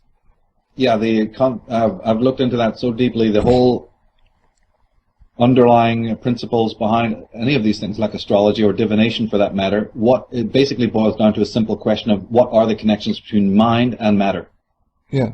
And boy, that's the endless subject, really. That is where you really gain the great insights. Oh, yes. When you start, first you have to ask, in other words, it's like the old statement, before you can have the answer, you must know how to ask the right question. One of the right questions to be asking in this life, there are more important ones, like what am I doing here and where am I going? But secondary to that is the question of what are the actual intimate connections between the mind, the so-called mental energy, as Wilhelm Reich would have called it, bioenergetic energy, right, and physical energy. And this opens the door not only to a proof of astrology, but a proof of many other things like relationships and all sorts of other dynamics that go on in this world. Well, as a human race, we've been on to this, haven't we? We have the whole philosophy of qi coming out of China and metaphysical practices of exercise just to even manifest that, physically. Good point. Oh yeah, and they were adamant about whether or not there is a duality. They have that yin-yang symbol, which is probably called the Tai Chi symbol. It's a Taoist symbol, yeah. The Taoist symbol, yeah, and you see these two movements, the black and the white. Isn't it amazing that there is always an opposite to something? And then don't forget that the line, the sort of curvy line that runs between those two black and white fish-like symbols, that line matters as well. That is a third part of the line of this symbol. And then you might even say that the circle, the line of the circle that encloses it, we forget that that symbol is always in a circle. That circle itself is yet a fourth part now. Oh, yeah. So when people look at it, they think, oh, there's a duality, black and white. Hey, isn't that interesting? Yeah, but the line that divides them is the third, and the circle that encases them is the fourth. So there's actually four things you're looking at. There's four phenomena to reality, four phenomena to your psyche, four phenomena to the bedrock of the universe. You see, so one thing again leads to the other. They're trying to, through symbolism, Right. teach you something. My Tai Chi instructor told me, if you're looking at the symbol of yin yang and you see black and white, you're really missing the point. That's a good point. I've been learning that myself. I think there's a lot of truth to this. And don't forget that the Taoist people even have a triad. They have a sort of a three-legged symbol, Sure. very similar to the Irish Triskelion, you know. They have the three wise men of Taoism. I didn't know that. Is that right? Yeah. Those three guys. Three wise men of Taoism. And they were also always represented with the moon behind their head, much like we see in contemporary Christian artwork with the solar symbolism. Very amazing stuff, just so... If you look at it and then look at that, you'll go, oh, right away. You'll see it. You know what I mean? It's like, how is it just so in your face right there? We have the three pillars of the Kabbalistic tree of life, comes to mind. We always see this tripart sort of thinking, right? Yeah, that's right. I'm fascinated with this. I've been looking into it. This is interesting what you're saying here. It's very interesting. Because what appears to be a duality often is not. It's a matter of you're the perceiver, so you're the third thing. Right. The perceiver who's seeing the duality is a third thing, which automatically negates duality. So it's a very interesting line of inquiry, that is. Yeah, I've been into this for quite a while, trying to, who is the I who's observing the notion of I? Right. Yeah, and then the I is split into, like when you hear your mind, you have this internal dialogue. There's a listener and a speaker. Right. You hear your thoughts as a series of words or a series of comments that you think is your voice. You've learned to think of it as your voice. And there's also another part of you listening to this internal voice. So there's actually two people inside your head, or two of you, a listener and a speaker. I've always thought that that's remarkable. Yes. So right away, the so-called I is almost a syzygy. Just as in the same way you might be talking to somebody else, Shall I go to dinner tonight, or shall I watch that TV program? Yeah, okay, go ahead and watch it. There's a sort of internal dialogue. We all know there's an internal dialogue. But we've never actually thought about the fact that, wait a minute, who's the speaker and who's the listener? Yeah. And I've also thought about, how did this occur in the first place? You don't see the animals doing that, No. They have logic. They operate through what might be called logical actions. Like you kick a dog once, it's certainly not going to come near you again. That's logical. Sure. Right? It knows when to come in and go, and the food will be out, but it's not rational. Like man is rational.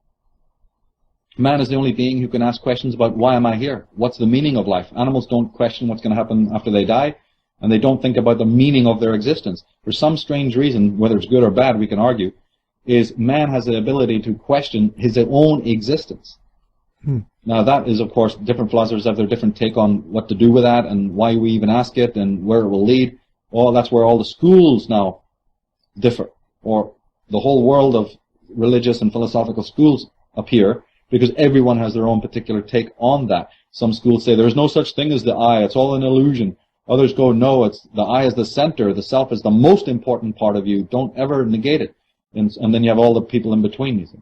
Right. Yeah. It's such a fascinating study to me, the whole idea of consciousness. And how did this occur, this origin of evil, as you put it so eloquently in that talk? What is the origin of evil? What is this, pointing out evil and good? Where does it come from? How do we even get there in the first place? Well, I stick to that. I have never seen anything yet. That was years ago, and I wrote that in the Atlantis book, and I've never seen one thing to shake my understanding of that. In fact, if anything, it's got stronger and stronger and stronger. I'd not say it's the only reason for the birth of the ego, but it certainly is one of the major contributing factors, I do believe to this day, was physical. Physical trauma, physiological trauma brought on by catastrophe. People can say, well, I know Tsarion thinks that catastrophe was man-made. Yeah, well, even if you don't go that far, even if you don't believe that the catastrophes that are all written in mythology was brought on by what I say it was, which was wars of the gods, right, it wouldn't matter. The very fact is that any and all catastrophes, be they completely natural and random, cosmological, like with comets or whatever, the fact is that catastrophe changed consciousness. You're not just sitting in an armchair passively when the whole world is erupting around you and pole shifts are taking place. So why has nobody ever asked, in a deep way, what that might have done to consciousness? And those who have asked it, they're not very successful at coming up with really good answers. The only one that's really close is Julian James, the author of the Breakdown of the Bicameral Mind, where he claims that he alludes to the fact that there was a trauma that created a kind of psychosis. He's kind of a little bit shady on what caused it. For me, there's no doubt about it. It was enormous earth cataclysms, as pointed out by umpteen scholars, including Immanuel Velikovsky and others, Commons Beaumont. Okay, so then I say, all right, given that happened, given that consciousness was traumatized, what would have happened? This is where everybody goes blank. Sure. For me, it's a clear understanding that the ego that we know today, with all of its fears, phobias, anxieties, schizoid proclivities, its weird tendencies, its fallibility, the fact that it even is very vulnerable, that it has certain physiological and psychological fears. To me, the ego as we know it is the product. It's not consciousness as it was before the cataclysm, but it's a consciousness that we have inherited after the cataclysm. Yeah. And then that ego, being very small, very fragmentary, and very fragile, itself has to create enormous defenses even just to protect its own suzerainty, to protect its own identity. And those defenses are well known to psychologists. Those defenses are what is almost a hallmark of ego identity. Right. But as we know, the trouble is that as we know, any wall you build to keep something out eventually keeps you in. It's that yin-yang again. So it did something that it needed to do. You can't blame the ego for doing it. It wouldn't be in existence. No form of consciousness. We'd be back to the level of the animal. There would be no consciousness to speak of unless the ego did do that, had these incredible defenses against the titanic forces, not only physical but internal. But unfortunately, it built them so strong that it became the man in the iron mask. It became the prisoner in the mask. Wow. And left itself open to yet another kind of undoing, another kind of toxicity, the toxicity of extreme conservatism, the disease of absolute imprisonment within its own creation, you see? And that creates a madness of its own. So the kind of madness that we know today, anxieties, what do you call it, schizophrenia, neurosis, whatever, those erupted, their roots are in the catastrophe, there's no doubt about that.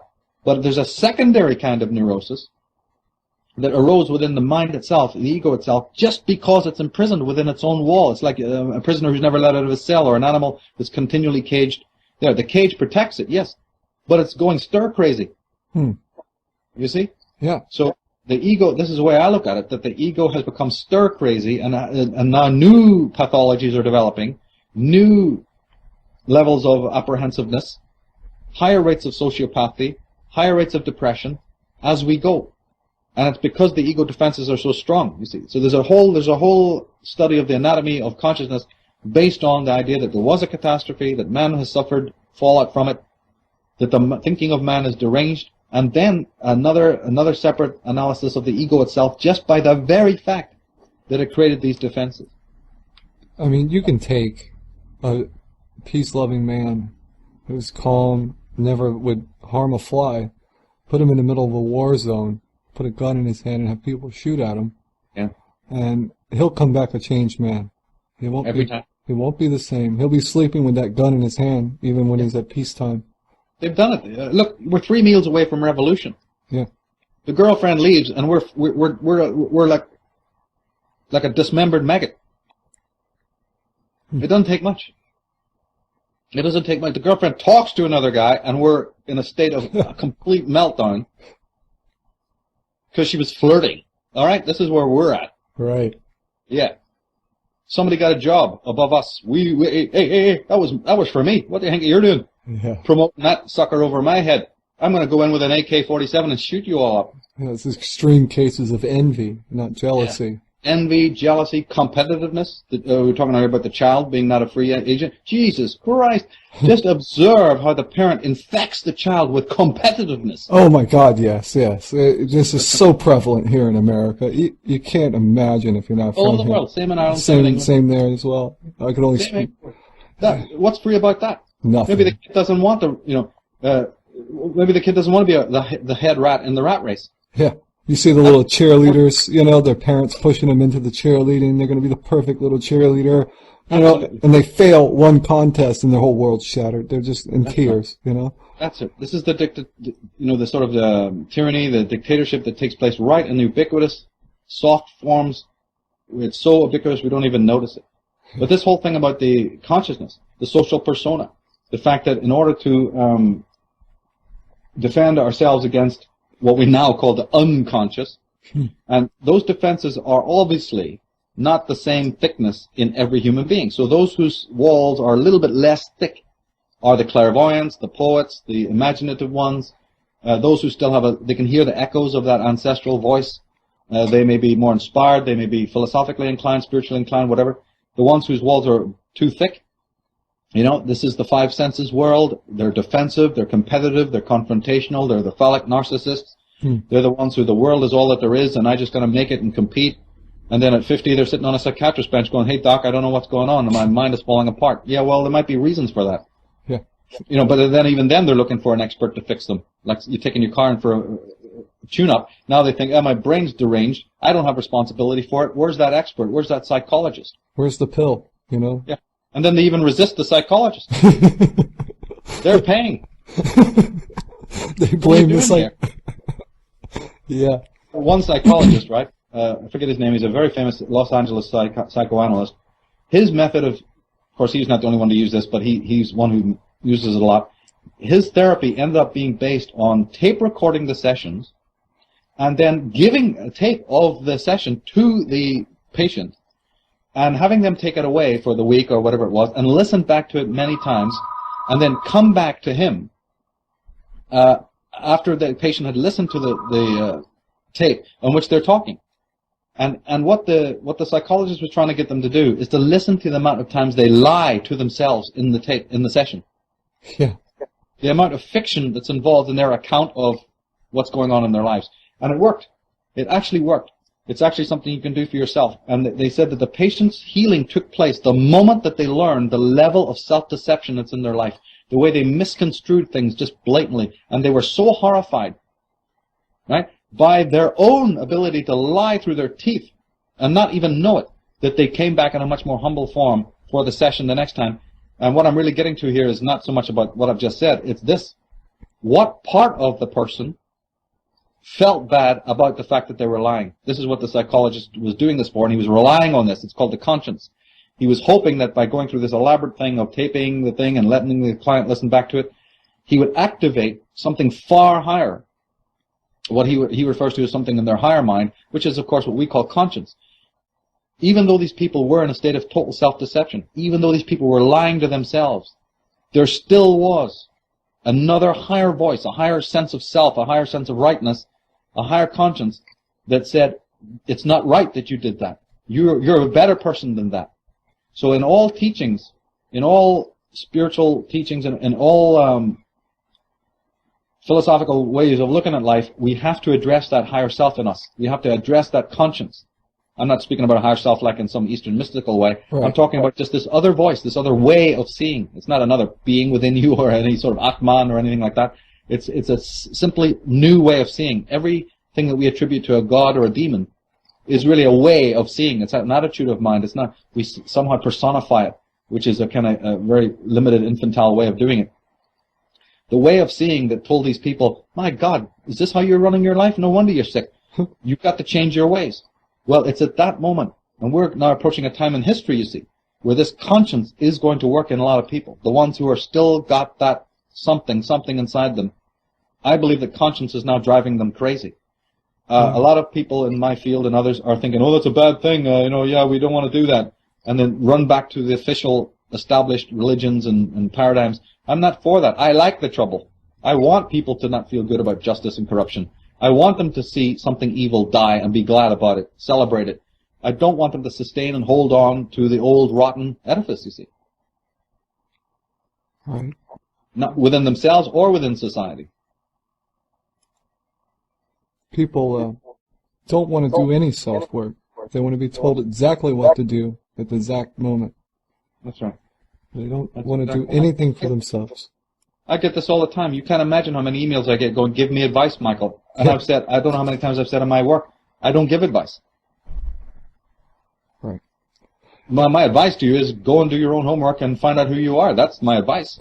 Yeah, you mentioned, you go and you mention one thing to someone, and they instantly say, oh, you're the expert. Please, teacher. Please, master. I'll sit down and you teach me. And I'm on autopilot now. Yeah. And it's not to say that there isn't masters in the world and there aren't intellectually superior people. There are. Right. It's the adoration of that kind of person. In fact, even the adoration isn't wrong. What's wrong is that you are allowing yourself to be a nothing in comparison to that greater mind. You're coming to him not to really learn. You're coming to lean. You're coming to take. You're coming to vampirize. You're coming to say, I don't want to be me. Right. You're looking for a crutch. Yeah. All the time, that's what it is. It's covered up by saying, oh, no, I'm seeking for peace. I'm seeking for meaning. I'm seeking for higher knowledge. No, you're not. You're trying to become an infant again because you are that emotionally and you are that psychologically anyway. And now, by the time you're 30, you're so sick of your emotions and sick of yourself, you're looking for any way that you can go to any altar, any shrine, any guru that'll say, yeah, sit there and become a child again, and here's 100 other guys that want to do the same thing as you're doing, so you're all well happy. Just sit there, my kids, my children. Turn off your minds and let me edify you with all my stories and tales of God. Yeah, and here's the collection plate. Please chip in your money. Exactly. You see, and remember, like Nietzsche always predicted, you burn down one of these edifices, another pops up in its place. This is going to be with man forever. Even if somebody says, "Whoa, I can't wait till Christianity's downsized." Yeah, you may wait, and even if it does become downsized and completely redundant, another thing equally pernicious will creep up because as long as man does not deal with the underlying root of the problem, his own psychological need for conformity and submission, then something again in another hybrid form, except this time it'll be in a Star Trek form of religion, plug it in, another kind of dictatorship will take place. Man will always craving for that authority, no matter what planet you're on, no matter what galaxy you're on, no matter what time you're on. It infects everything. So hierarchies are, numerous throughout the world, in science, in religion, in schooling, in education. Everywhere you find the hierarchy, the pestilence. It seems to be almost an endless pea soup of this kind of behavior amongst all humans. And I think it is. And I actually probably think that it was, I can't rule out that other people in previous periods of history wouldn't have cracked it, but yeah. I am actually more leaning towards the idea that it can't be cracked or hasn't been able to be cracked until now. We may be even historically, this is kind of way out there, but we may even be historically at the time where this is the only chance we get. Even the Vedics talk about an age of Kal, like a Kal age and they do say that it's only at certain periods of that cycle that man has a glimmering of the awakening. Maybe that's what I'm tuning into. I really don't know. Right, like I remember going over some of this stuff that you covered, they say that the war will be fought in the air. Yeah. And I think, wow, that's true. It is. We're bouncing off satellites. We're talking. It's an information. Like Alex Jones says, InfoWars. But not to mean it in that sense, but in a more metaphysical sense. It's absolutely. It's happening. I can't doubt it. It's right in front of my face. I even see some of the younger kids. That are. You would look and go, oh, who's this punk? Coming to me and going, don't you know about the New World Order? Don't you know about this? Haven't you seen the totalitarianism in the streets here? And I'm going, wow. It really gives me a sense of hope. Me too, because remember when I started this work, there was nobody, especially in the days in Ireland. It was absolutely threadbare, and even to this day, Jim Core, love him or hate him. Besides him, who now thinks he's into it, I can name only 3 of us that were ever back in the 70s and 80s deeply into any of this. Yeah. You know what I mean? Now it's become somewhat fashionable or whatever. Oh, The yeah, point- yeah, yeah. But it was really threadbare. Now you're seeing an tidal wave of vast interest, and you can be totally shocked by some person just coming straight over to you and saying, you know, hey, guess what's the Bilderbergers are doing or whatever, you know. Yeah. It's unbelievable. It really is unbelievable. But then you also have a level of co-opting of this too as well, right? Yeah, of course, that's inevitable. Yeah, we have your second fiddles, Yeah. rip you off and all that kind of stuff. That happens, it's inevitable. But my answer to that is to just keep on treading, keep on, you know, working and doing what you're doing. As long as you're strong in your own grounding, your own circle, your own 2 feet, it doesn't matter. No, because it's not, I don't look at it as being my work anyway. Right. What I am doing is basically guided, and therefore it's not so much me and my ego, you know. Right. My God, I could think of umpteen things I'd love to be doing than this. And I've often said it wasn't a choice at all that I wanted to do this, and I really mean that. It was complete accident or whatever you want to call it. Yeah, I've heard you say that many times. Yeah. But I'm also the kind of person that now the ball is in my hands, I'll run with it right out the stadium gates if need be. I have this particular faculty of not letting the ball go. Once it finally has come to me, I'll take it as far as I can take it. Okay. Yeah, you know, there was one article I read of yours a long while back, and that was on psychic vampirism. And when I started reading it, it wasn't what I expected. It was the story of this child in the coffee shop, and you know, he's sitting there daydreaming, and he's just got this pristine, you know, awareness of his own thoughts, and his father is just having this totally, you know, narcissistic one-way conversation, and then he sees the boy daydreaming, and he tells the boy, you know, snap out of it. You're just daydreaming, you know. And Yeah, that was in Seattle, and it was very vivid because it was early in the morning, actually. It was early in the morning, so it was quite still. Everybody was just sort of peaceful. Yeah. And so when this guy walks in, it really was startling, you know, kind of thing, and everybody was shocked by it. But the kid just went off and sat down on his own in the corner, like this is habit, let dad go on and rant on about his miserable life. And the kid was in the, but what this was a microcosm of a spirit, of the fall of the soul. Basically, in this simple incident, I was able to sort of, almost in Byronic proportions, be able to see the whole story, the metaphor of the soul in the world. Because this kid carried so much soul, went into his own space, went into his own place, was silent and quiet, and he had that magic. But of course, the parent, the system, the man whose mind has been colonized from God knows when, is oblivious to it. In fact, if anything, it's a threat. Yeah. Yeah, his own son, his own child, and the energy of that child is a threat. Wow. And of course, that is in which a person, there's a known diagnosis that some parents are very much, they may act prideful about a genius child that they have, Yeah. but that's only for presentation's sake. Outside, that's because it makes them feel good in the community, in the neighborhood. If a child is a great prodigy or genius, and the parents will sort of bask in that glory, but subconsciously, as many psychologists know, they're in deep envy of their child. Oh, yes. You know, for one part of it, it's like, oh, look what I've accomplished with my child. But at the same time, they're going, oh, I wish I could be that myself. Yeah, because in reality, that child's gifts, say it's a girl who turns out to be an incredible gymnast or a brilliant dancer and a ballet dancer, at that point, the mother and the father's competence and adequacy is definitely threatened, especially if they just happen to be kind of run-of-the-mill people. Yeah. And haven't achieved their dreams or whatever. The moment that the child turns out to be like, what the hell, is that Joe Satriani in the next room? Oh shit. You know, we just bought him the guitar a week ago. Right? That is very compromising because it literally, you have created this child, but this child is an individual and may, he's not trying to do it, but he's going to go and outshine you. And therefore, believe it or not, that causes an incredible amount of subconscious envy. Envy is a very core, vice that we all have as human beings within us. It's not the same thing as jealousy, by the way. This is another big talismanic misconstruing of words. Right. Envy is very, very different than jealousy. Jealousy is actually mostly a virtue. It's born out of a virtue. Envy is certainly not. And therefore, this happens in which we envy the great men, envy the great women, envy their abilities, and often, as psychologists also well know, there will be acts of sabotage. there will actually be such bad energy involved, and I've actually have cases of this. One case, for instance, was where a mother was putting so much bad energy towards her daughter, who was a very attractive girl who was obviously going to go on to become a professional ballet dancer, highly classically trained. Something happened where this girl had an accident rollerblading or ice skating and broke her one of the vertebrae in her lower back. Mm. At that point, she became completely dependent on the mother. Wow, yeah.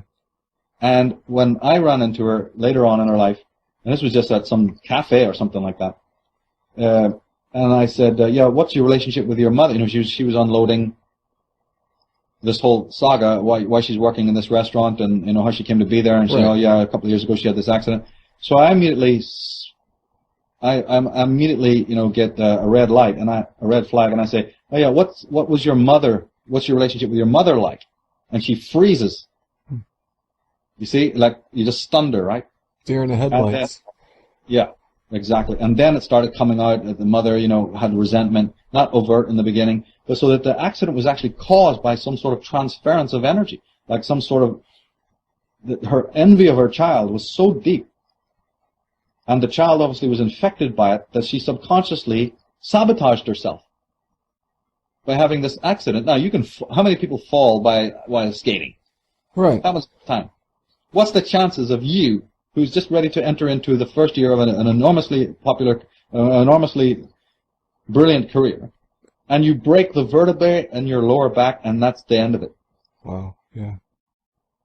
You see, I don't know if it's just me, but those things raise a red flag. I'm not a professional psychologist. I have no degree in the subject, but listen, I know that much. Yeah. There's something off with that.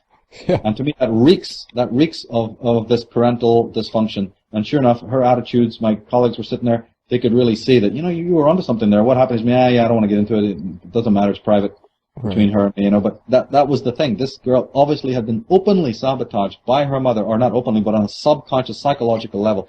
And if people were more sensitive to that, if they were aware of how they themselves, their lives have been truly sabotaged, then they'd have a healthy outlet for their anger, right? They wouldn't be sitting there trying to excuse it. They'd face a fact. Yeah, my parents sabotaged me. I'm right to be angry about that. And I'm also right to be hurt about it. And if you then take the next psychological step of saying, I'd rather express my hurt over it as opposed to my anger, then you're on the road to enlightenment. Right. So see how quickly it suddenly becomes, like we've been saying from the outset, you take these steps. They're actually not that those steps are not complicated. You talked earlier just a few minutes ago about the incredible complexity of the lie. Yeah. And one of the offshoots of that is that it makes you think that the road to your truth is also extremely complex. See, once you're infected by the confusion and the apathy and the futility, it makes you feel that a thing that's just a few feet away is miles away. It's like a play on your mind. Well, you think it must be if it's so complex on that side. You think, oh, well, it must be just as complex and just as, That's right. you know, it's sort of, you know, it's a false perception. You know, you have a false preconceived notion of even where you're going before you even step off the chair. Remember I said you can strangle yourselves in the web of trying to be free of the web? Yeah. Weight is on your back. You're actually carrying the weight. The beast is plugged into you, man. It's sitting on your back. It's like a monkey on your shoulder. You're actually carrying it. It's what I often refer to as the stone in the shoe stops you climbing the mountain. You have all these aspirations of what you're going to do and where you're going to go and how brilliant you're going to be, but you haven't removed the simple, tiny psychological obstacles. Once you do, then you will be able to attain all of those things. So my work and my teachings is always to try and help people observe what that stone in the shoe is, because for everybody, it's not going to be the same for everyone. But what I really mean is that all those, the journey to your enlightenment and your awakening is really not that difficult. That's more of an illusion. It's because you have bricks on top of the air balloon. It can't rise of its own free will. You don't even need to steer the thing. It will. Your higher self knows exactly where to go. Yeah, it's like I've used that metaphor of throwing the oars away in the boat. Well, don't say that, Michael. We can't do that. Why not? The river knows where it's going. If you don't have trust in the river, you're going to exhaust your energy rowing. It's like the Hopi. The Hopi say this. Yeah, and it's very needed for our times right now. In fact, I would say it's a matter of life and death right now. This has become very important for people in daily life today. They're not going to have a choice in it. This countdown to 2012, I've always read it as being not some sort of final ascension that's going to take place when you buy the ticket. No, it's an ongoing process of you cleansing your understanding, opening the doors of perception, partly to understand that we're not saying jump out of the boat of ego consciousness into the river. I'm not saying that. I'm saying stay well within your ego. But you don't need the oars as if your ego now knows the entire map and what's coming around the river and where you're going. You must have some level of trust of the universe. That's what makes life brilliant. You have your fixity, but you also have your spontaneity. You have your head in the clouds, but your feet on the ground. This is what people are lacking. Too much in the New Age movement and other religions. You're meant to just divorce yourself, disassociate your mind from the living reality. God will take care of it. Or you're a materialist type of person who goes to hell with anything to do with speculative metaphysics and mystical traditions and all that sentimentality. I'm just going to get along. I've long ago exchanged love for power anyway, and through power I will attain everything that I want. Through my power I'll get the adoration that I so desperately need, and through power I'll be able to punish those who don't give it to me. Yes. And then this is how society splits itself down the middle. Yeah, and we also see people, they gravitate towards the people who are the forerunners of that, the most corrupted in that sense, People just get right behind them and say, wow. But again, to answer your question about the psychic vampirism, it's just a question of hunger. Right. You have two kinds of hunger in the world. Remember we talked about the kind of passion and emotion, the true emotion that inspires you on all levels? That's a hunger, by the way. Yeah. So all people have two kinds of hunger.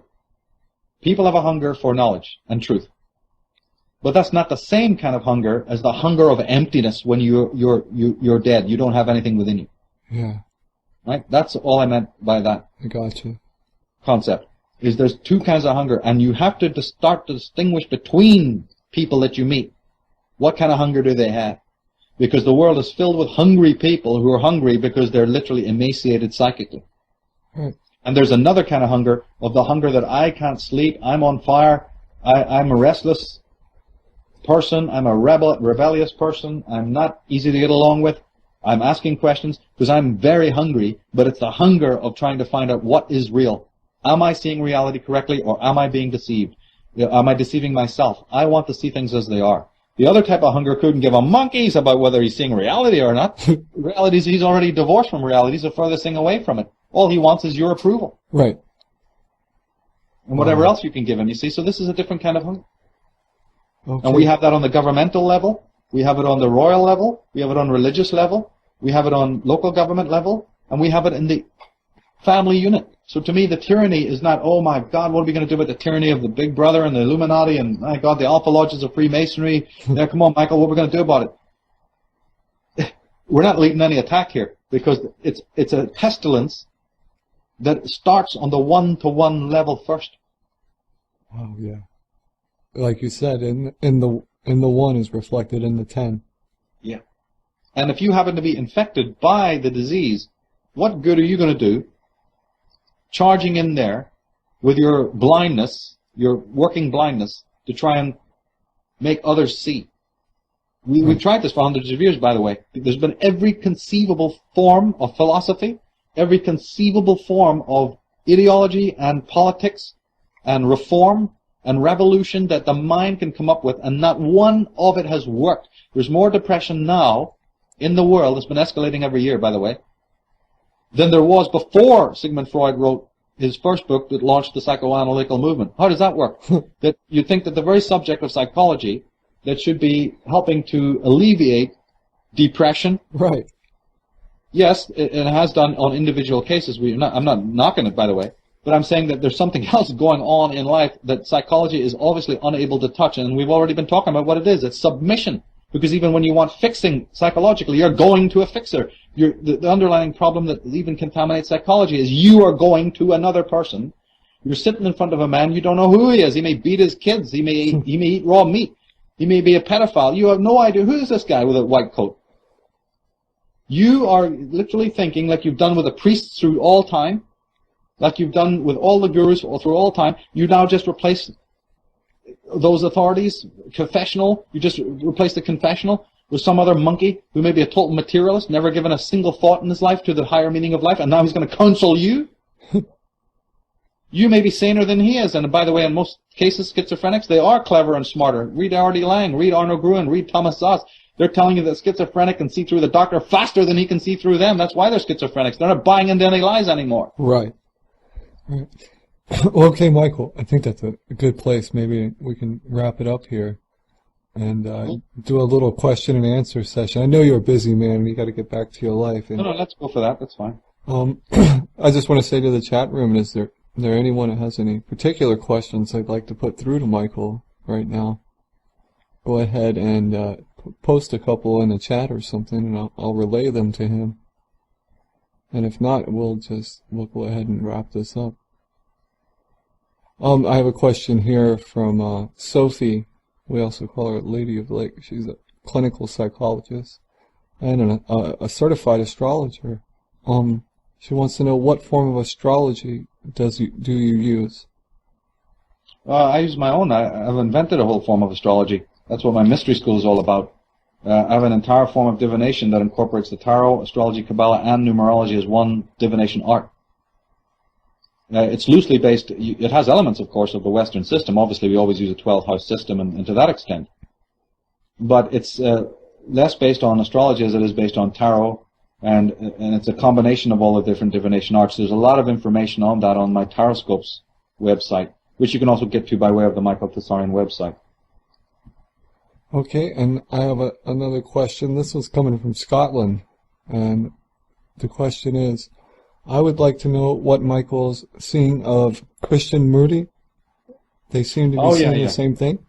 Yeah, well, there's two Krishnamurtis, J, that's Jiddu Krishnamurti, and G Krishnamurti. I'm assuming he's speaking about the more famous Jiddu Krishnamurti. It's a she, actually. Huh? It's a she, actually, asking the question. Oh, I see, okay. Well, yeah, I mean, I grew up in the Krishnamurti tradition. Wow. My family went to his pilot school, which is in India, and some of my family members actually had a role in helping create the school. So my family was very much involved in the Krishnamurti movement back in the 1920s and 30s. And so I would say that even though I never actually went to a bona fide Krishnamurti school, I myself grew up in what you might loosely call that tradition. But that tradition also included sort of like a Rudolf Steiner, Waldorf type of education. Again, not in any formal way. I never went to any of these schools. But as I say, my family moved in that circle. They were very much in the movement of Krishnaji, both in America and in other parts of the world. I never met Krishnaji personally. I saw him live at a talk. I went to some of his talks, but I never had dialogue with him. But I'm very much we never used the word follower. He never used it, and I certainly wouldn't use it. Yeah. But his teachings have had a very profound effect in my life, and I certainly recommend his work to everyone else. Okay, we have one more question here, and this one is from Panther333. I'm not aware of who he is or where he's from, but what are your feelings on HAARP and its electromagnetic effect on mankind? The heart, the human heart? No, HAARP, the HAARP, yeah, that thing. Well, that's a long story. Mostly what everybody else is saying. I agree with it. It's a deadly thing. It's funded by British establishment. By the way, it's another one that's funded by the aristocracy. That's proven. Yeah. And it's for multiple things. My biggest take on it is twofold.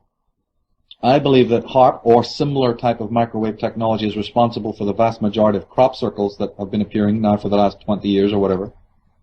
I read about that in the Atlantis book. There's a whole chapter on it called Crops in the Fields or whatever the title of the chapter is. Right.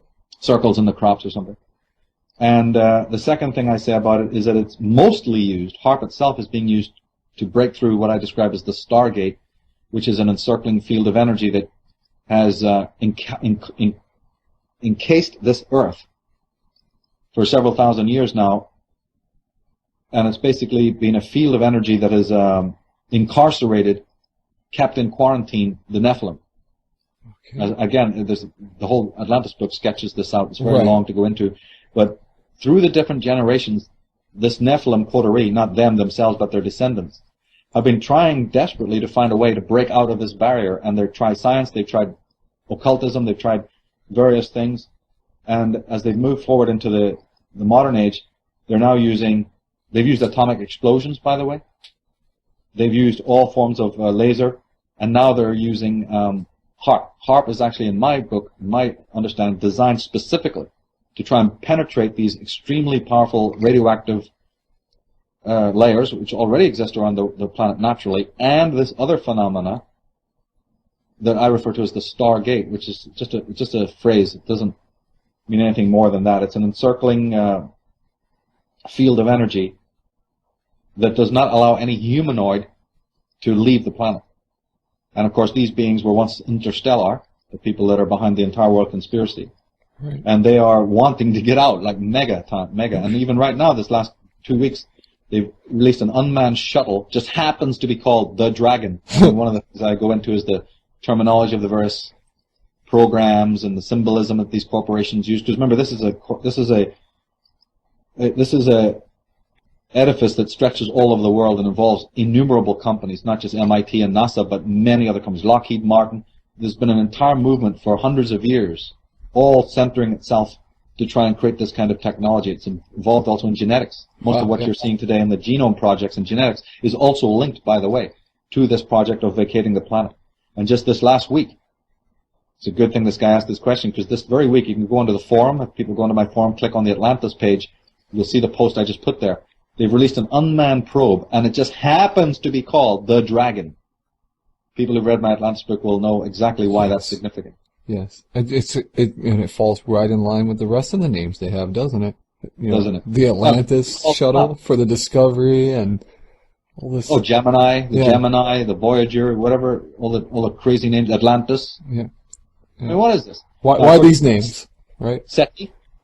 Yeah. Yeah, that's an English word. Yeah, that's easy to remember. Why did you pick that? It just happens to be the name of an ancient god of Egypt. Okay, what's going on here? And Lucifer. We have the Lucifer telescope in the Vatican controlled telescope there. I remember that one, and even the names of the planets themselves. It's non-ending. Yeah.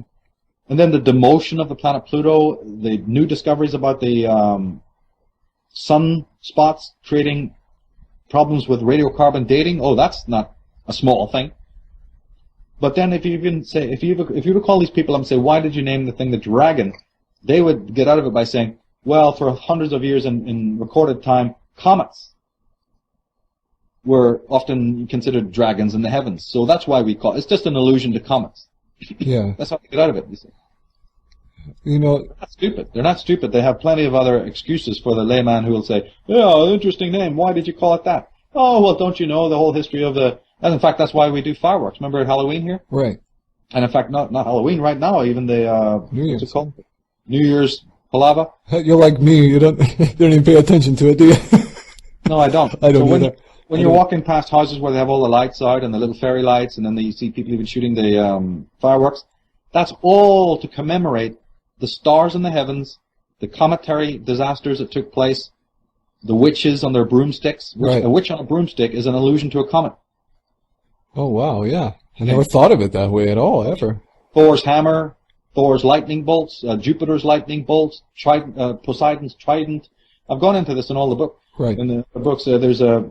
and then again, another one is the dragon, the swirling dragon. You know the way the Chinese will not only run through the streets with their dragon, but they'll light a lot of fireworks beside it. Yeah, that's true. Yeah, they will. Yeah, there's always crackling fireworks. We have Diwali in India. In Sweden, you have the Santa Lucia, the Night of Lights. All of this palava is to commemorate the heavenly stars. They look different in ancient days. The moon theoretically might have been closer to our planet. And not only that, but you had these enormous destructions.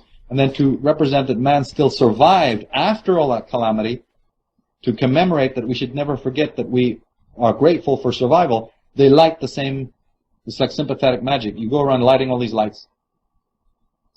Wow. So they would allude to that. They say, oh, no, that's just in mythology. We're very up on mythology, and we named it the dragon. And then you'd be pacified. You wouldn't know, no. There's a little bit more than just fireworks in the sky is the reason you called it the dragon. Yeah. The dragon is a very, very powerful secret. It's almost one of the number one secret society emblems, secret society logos, and it is pertaining to their own bloodline. I see. Yeah. This Like is the bloodline Green of Dragon. the planet. Sorry. The Green Dragon Lodge. you know? The Green Dragon Lodge, all of these illusions, the medical, if you look at the Caduceus, you see the serpent, right? The Hermetics, the medics. Now, these guys name that the dragon because that's them, that's their bloodline getting off the planet Earth. And the consequences for them ever breaking through that Stargate will be absolutely devastating to us. Because they're saying that's their hope is going up there. The dragon is leaving, the dragon is going up. Not to do with some cometary action or allusions to fireworks periodically. This is to do with their own bloodline. They think of themselves as the dragon dynasty, the dragon court, as I've explained throughout my work. Well, and they're still at it. And now what they've done is they don't say it's the government doing it. Oh, it's a private funded company. See, they've moved the whole space program over to what they now refer to as private companies, meaning giant corporations controlled by the Illuminati. Yeah, as the government was. It's just that the government is too transparent, so any of these projects that were done through governmental auspices have too many media people looking over their shoulder. In fact, there's even been investigative journalists, right, who blew the whistle on the moon gate, who blew the whistle on the moon landing. It was all fake. Right. So the government doesn't fund the project anymore. There's too many witnesses, too many people looking over the fence. But if you say it's a private company, you damn better believe it is private. Right? So they can now conduct their business, the stuff that I've been revealing. They can conduct that business under completely closed doors. Yes. You know how people think they know, everything's so public with NASA, and this, that. I live 40 miles from the launch site, Michael, and down here at Kennedy Space Center. And they launch stuff all the time without it being on the schedule. It's like, what is this? 2 in the morning, 3 in the morning, you got a huge multi-billion-dollar rocket going off with no news about it. That's right. Planes can crash into the Pentagon, smash into the Twin Towers.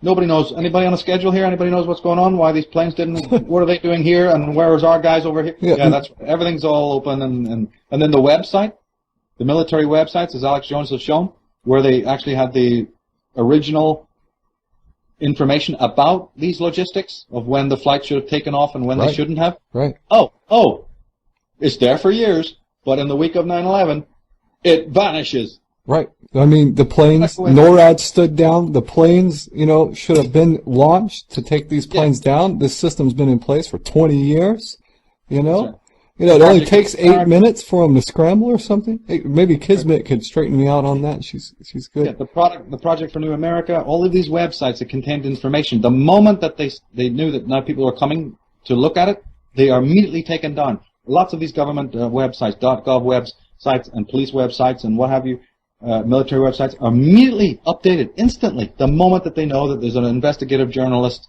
or there's a story or a reportage taking place or there's questions being asked. They immediately change the websites overnight. Now that's disclosure, my ass. Yeah. Well, I don't have any more questions coming up here, and I think we'll go ahead. We're reaching a little past the 2-hour mark here, and just thanking you very much for joining us here. Hold on, I got one more question for you, Michael, and this is coming from my co-host over here. He's got to get this in. He's been waiting very patiently, so give me just a second. Sure. Just go ahead and speak, Will. How you doing, Mr. Tsarion? I really enjoyed your entire speech and everything, and you talking on our show today. You were talking earlier about basically a collective consciousness, and you were talking about how children actually are kind of like controlled by the parent as they're growing up and everything. I've been looking at a lot of things, and I've been seeing how basically humans in general are both they're both individuals as well as they're collective. And I was wondering if you were to be raising a child, how would you go about trying to raise them in a collective sense, but still help them to retain their own individuality? Well, I'll be going into that in future DVDs because it's a very lengthy process. It's also very important. Remember we were talking about the walls of the ego, the defenses that are there? Yeah. We were talking about those defenses being as a result of trauma. They're also partly there because of this conditioning from the world, from the parents. When a child is born, it almost has no walls. Right. The pure, unadulterated child, even this is subject to specific cases, but in general I would say that the child's mind doesn't have these strong defensive walls until it meets the parent. Right. It's the parent and the siblings and the whole family dynamic that start creating these defenses and armorings, not only biologically in the child's body, but certainly in the mind of the child. Now, a parent knowing this, it goes without saying that they should be into psychology. They should study as much as they can about children. Maybe dabble, get into some of the Steiner material, get into some of the Krishnamurti material, because they specialized in the right way to bring up children. So the Scottish caller earlier who was asking about Krishnamurti is appropriate now, because Krishnamurti specialized, basically his personal philosophy is you're talking to the dead when you're talking to anybody over 30.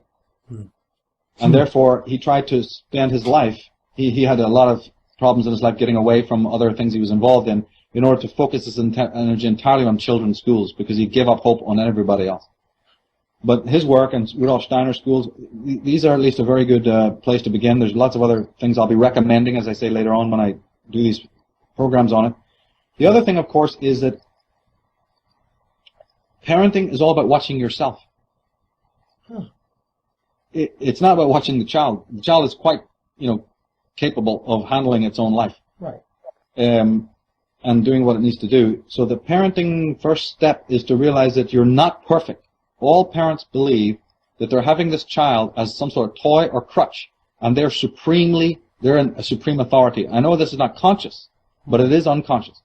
Parents, when they have a child, have become, for whatever time it's going to take, the big dictator. And therefore they slowly, without even knowing it, start to operate towards the child in this power dynamic. So it's being observing of that just because you think that you're all powerful, because you, in your littleness of your daily life or your own failures through your own life, now you think you're having a child that'll give you some sense of power. This is the first thing that the parent needs to address. And handle that and not be so dictatorial, observe their own need for power, need for control, and so on. Next step they can do is that they must accept that they're fallible, that they're not perfect. Too many parents want to be perfect so badly that becomes another problem. So it's very important for the parent to say, I don't know all the rules. I'm learning as I go. And those are, I would say, just a few basic preliminaries.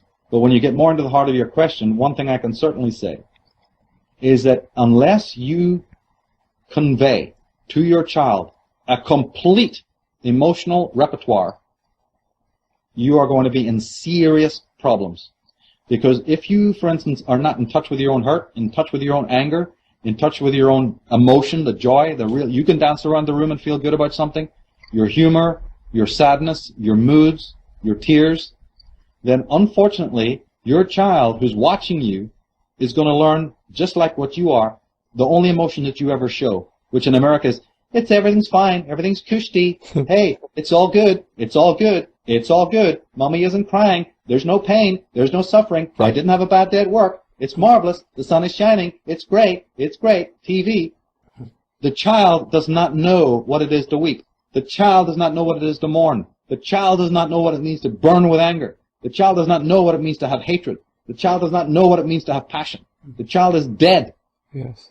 I see because this. The parent is dead. The parent has no emotional repertoire.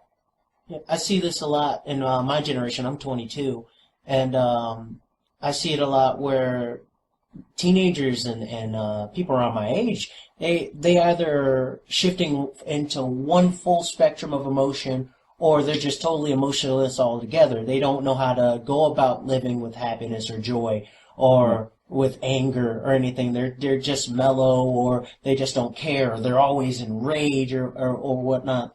And also talking about, children being looked at as like toys and as just being, I guess you can say like a pet or whatnot. I see that also in my generation and generation before and before mine and after mine. Kids are having kids basically, and it's just, oh well, I want a kid because it just seems so awesome to have a kid, or it'd be nice to be a parent right now, and they themselves aren't really grown up, or they themselves aren't really prepared for that, and they don't know what to do. They're not pushing towards anything but, oh, well, I see this thing as just being mine, not its own individual or its own entity. The individuality threatens the hell out of the parent. It causes them a deep subconscious dread that then leads to that envy. And you're right about the young giving birth to the young. It's biology has replaced psychology. They hate themselves. They hate their own emotions. They can't live with themselves. So now you take the easiest way out. Biology will take over. I have to have a kid. I'm a woman, aren't I? I must have a kid. I'm a man at this age. What am I going to feel like with my mates if I don't follow this function? I don't know who the hell I am. Oh, but that can take a back seat. I'm capable of raising a child. All you got to do is tell her what to do. That's easy. Yes, yes. Straight jacket ready. And we're surprised that we have such people that can't deal with emotion, that they want to take a pill. Punishment is incarceration. When you send somebody to a room, you're no different than the judge who says, okay, you stole something, off you go to jail. Yeah. The parent does it every day. Or denying a child a gift, or denying its food. So some parents even deny the food, the comfort. You're locked in, you can't eat, you're going to be denied a privilege that we promised you. All the mind games that parents play, those have to be observed. They have to be deconstructed. And unfortunately, we're not going to see that in today's world. That's why the children of this generation, and many of the ones from before, are like this. You can't listen to that kind of music. Why not listen to that kind of music? See, I grew up listening to a lot of heavy metal, right? That is a very, very important genre of music because, number one, it not only deals with rage, it has themes of violence, it has themes of anger, it has themes of rage, but it articulates it. So one of the last points I'll say on this is language. The child must be exposed to the language that allows it to express itself. Of course, that'll be lacking in some goon parent who doesn't read and just sits in the front of the TV all day. Yeah. If you don't give the child the language to express its hurt, that is one of the noted psychological, and it's one of the latest theories, by the way. This has now become a whole school of theory, and I agree with it. And they say this is what defines a psychopath from a normal criminal. They've even noticed this, that the psychopath is the one who never had in his background the language to express the way he was, where the average criminal in the few cells down is not so much sociopathic or psychopathic because he tended to be able to express himself. And then when psychologists have gone in to treat very seriously criminal people or deranged people, they find that the highest success rates are with those who have picked up books in the prison, learned how to speak properly, articulate their feelings. They have record amounts of recovery, whereas the people who refuse to do this remain exactly the same way they are. And I don't know if you watch a lot of forensic shows, your audience may remember that many of these forensic profilers will always say that the higher that you go up the ladder of criminality, like to the serial killers, the less you get out of them. I don't know if people have noticed this anecdote. Right. But the higher you go up to the worst kind of criminals, the more stunned they are, the more they are either playing games or simply will not reveal their motives. Right. Wow. And that ties into this point that I'm talking about, is that they can't. They don't even have the introversion or the means to express themselves. So if a child is not brought up on classic literature, great movies, painting, and lots of talk included in the parental conversations and socialized a lot, and has a extended family in which you can banter back and forth, it will inhibit its ability to express its own emotions. And then again, add to that the limited repertoire of emotions from a parent, and you have a really, really big problem that's going to manifest not when the kid's just teenage, but as early as 3, 4, 5, 6. Okay. Well, Michael, I don't see any more questions, and this has been just an absolute honor for me personally. Well, we'll do it again, we'll do another one down the line. Yeah. There's so much to go into, Yeah. And I know you're all over the place. You're doing, Coast to Coast AM. You're doing, this show, that show, and yeah, if you find, time, and, you got some time, just ring me up or, just pop in and say, hey, you want to do another show? And I'm always game for stuff like that. Be glad to. I prefer to do them. I've said this before, and I mean it. I prefer to do the smaller, shows like yours because I believe in them much better. It's my cup of tea as opposed to the big shows. I get offered to do big mainstream things all the time. Right. I repeatedly turn them down for various reasons, so I'm very happy when it's. One of the reasons is that they don't know anything. They're not like you. They're not up to speed on the actual content and information. So that to me is a big no-no right there. Right. I'm not a performing seal or a juggler. I want people who are active. Right. I want an audience and hosts who are really actively themselves interested and passionate about this information. That's what it's all about for me, not anything else. Yeah. In other words, you're not doing this, for being pretty. You're doing this for us. No, absolutely not. Absolutely not. All right. Anyway, thanks, guys. Yeah, let's do it again. Okay, anytime, Michael. And, you know, lots of good comments here coming up in the room. I couldn't pass them all on. It's just endless comments here in the room. Just thumbs up. Thank you very much, you know, and people were just totally impressed by this information. Well, remember, it is collaborative. Anyone who's studied my website see that, you know, the forum, it's collaboration. Right. It's a huge part of this as well. No one man can do it all. It's not possible. Right. Okay. Well, we're going to end this here. I'm going to start recording now. And everyone who joined us in the chat, thank you very much. And Michael's work you can find at everything at michaeltsarion.com. And Michael, you got a new YouTube page. It's unslavedfilms.com. Yeah. Is that correct? Yeah, and we got 3 actually. We got the Architects of Control channel, we've got the MSAR TV channel, and Unslaved Films channel. Yeah, and you can check out his Red Ice Creations interview. Very good. Psychonautilus. The host from Psychonautilus, Michael, was in here just a little while ago. He's actually a great friend of mine. That's super. Adam, all my interviews will be on the forum under What's New. Okay. So everyone you can get all the interviews he's done there, and we'll post. I'll get a copy from you guys of this one. Yeah, sure, Michael. I'll send it to you. You want me to go ahead and edit it, or you want it raw? It doesn't matter. Yeah, edit it, please. All right, we'll go ahead and edit it out and get it to you. Yeah, that'd be great. And I gotta get this call, but I'll talk to you guys later.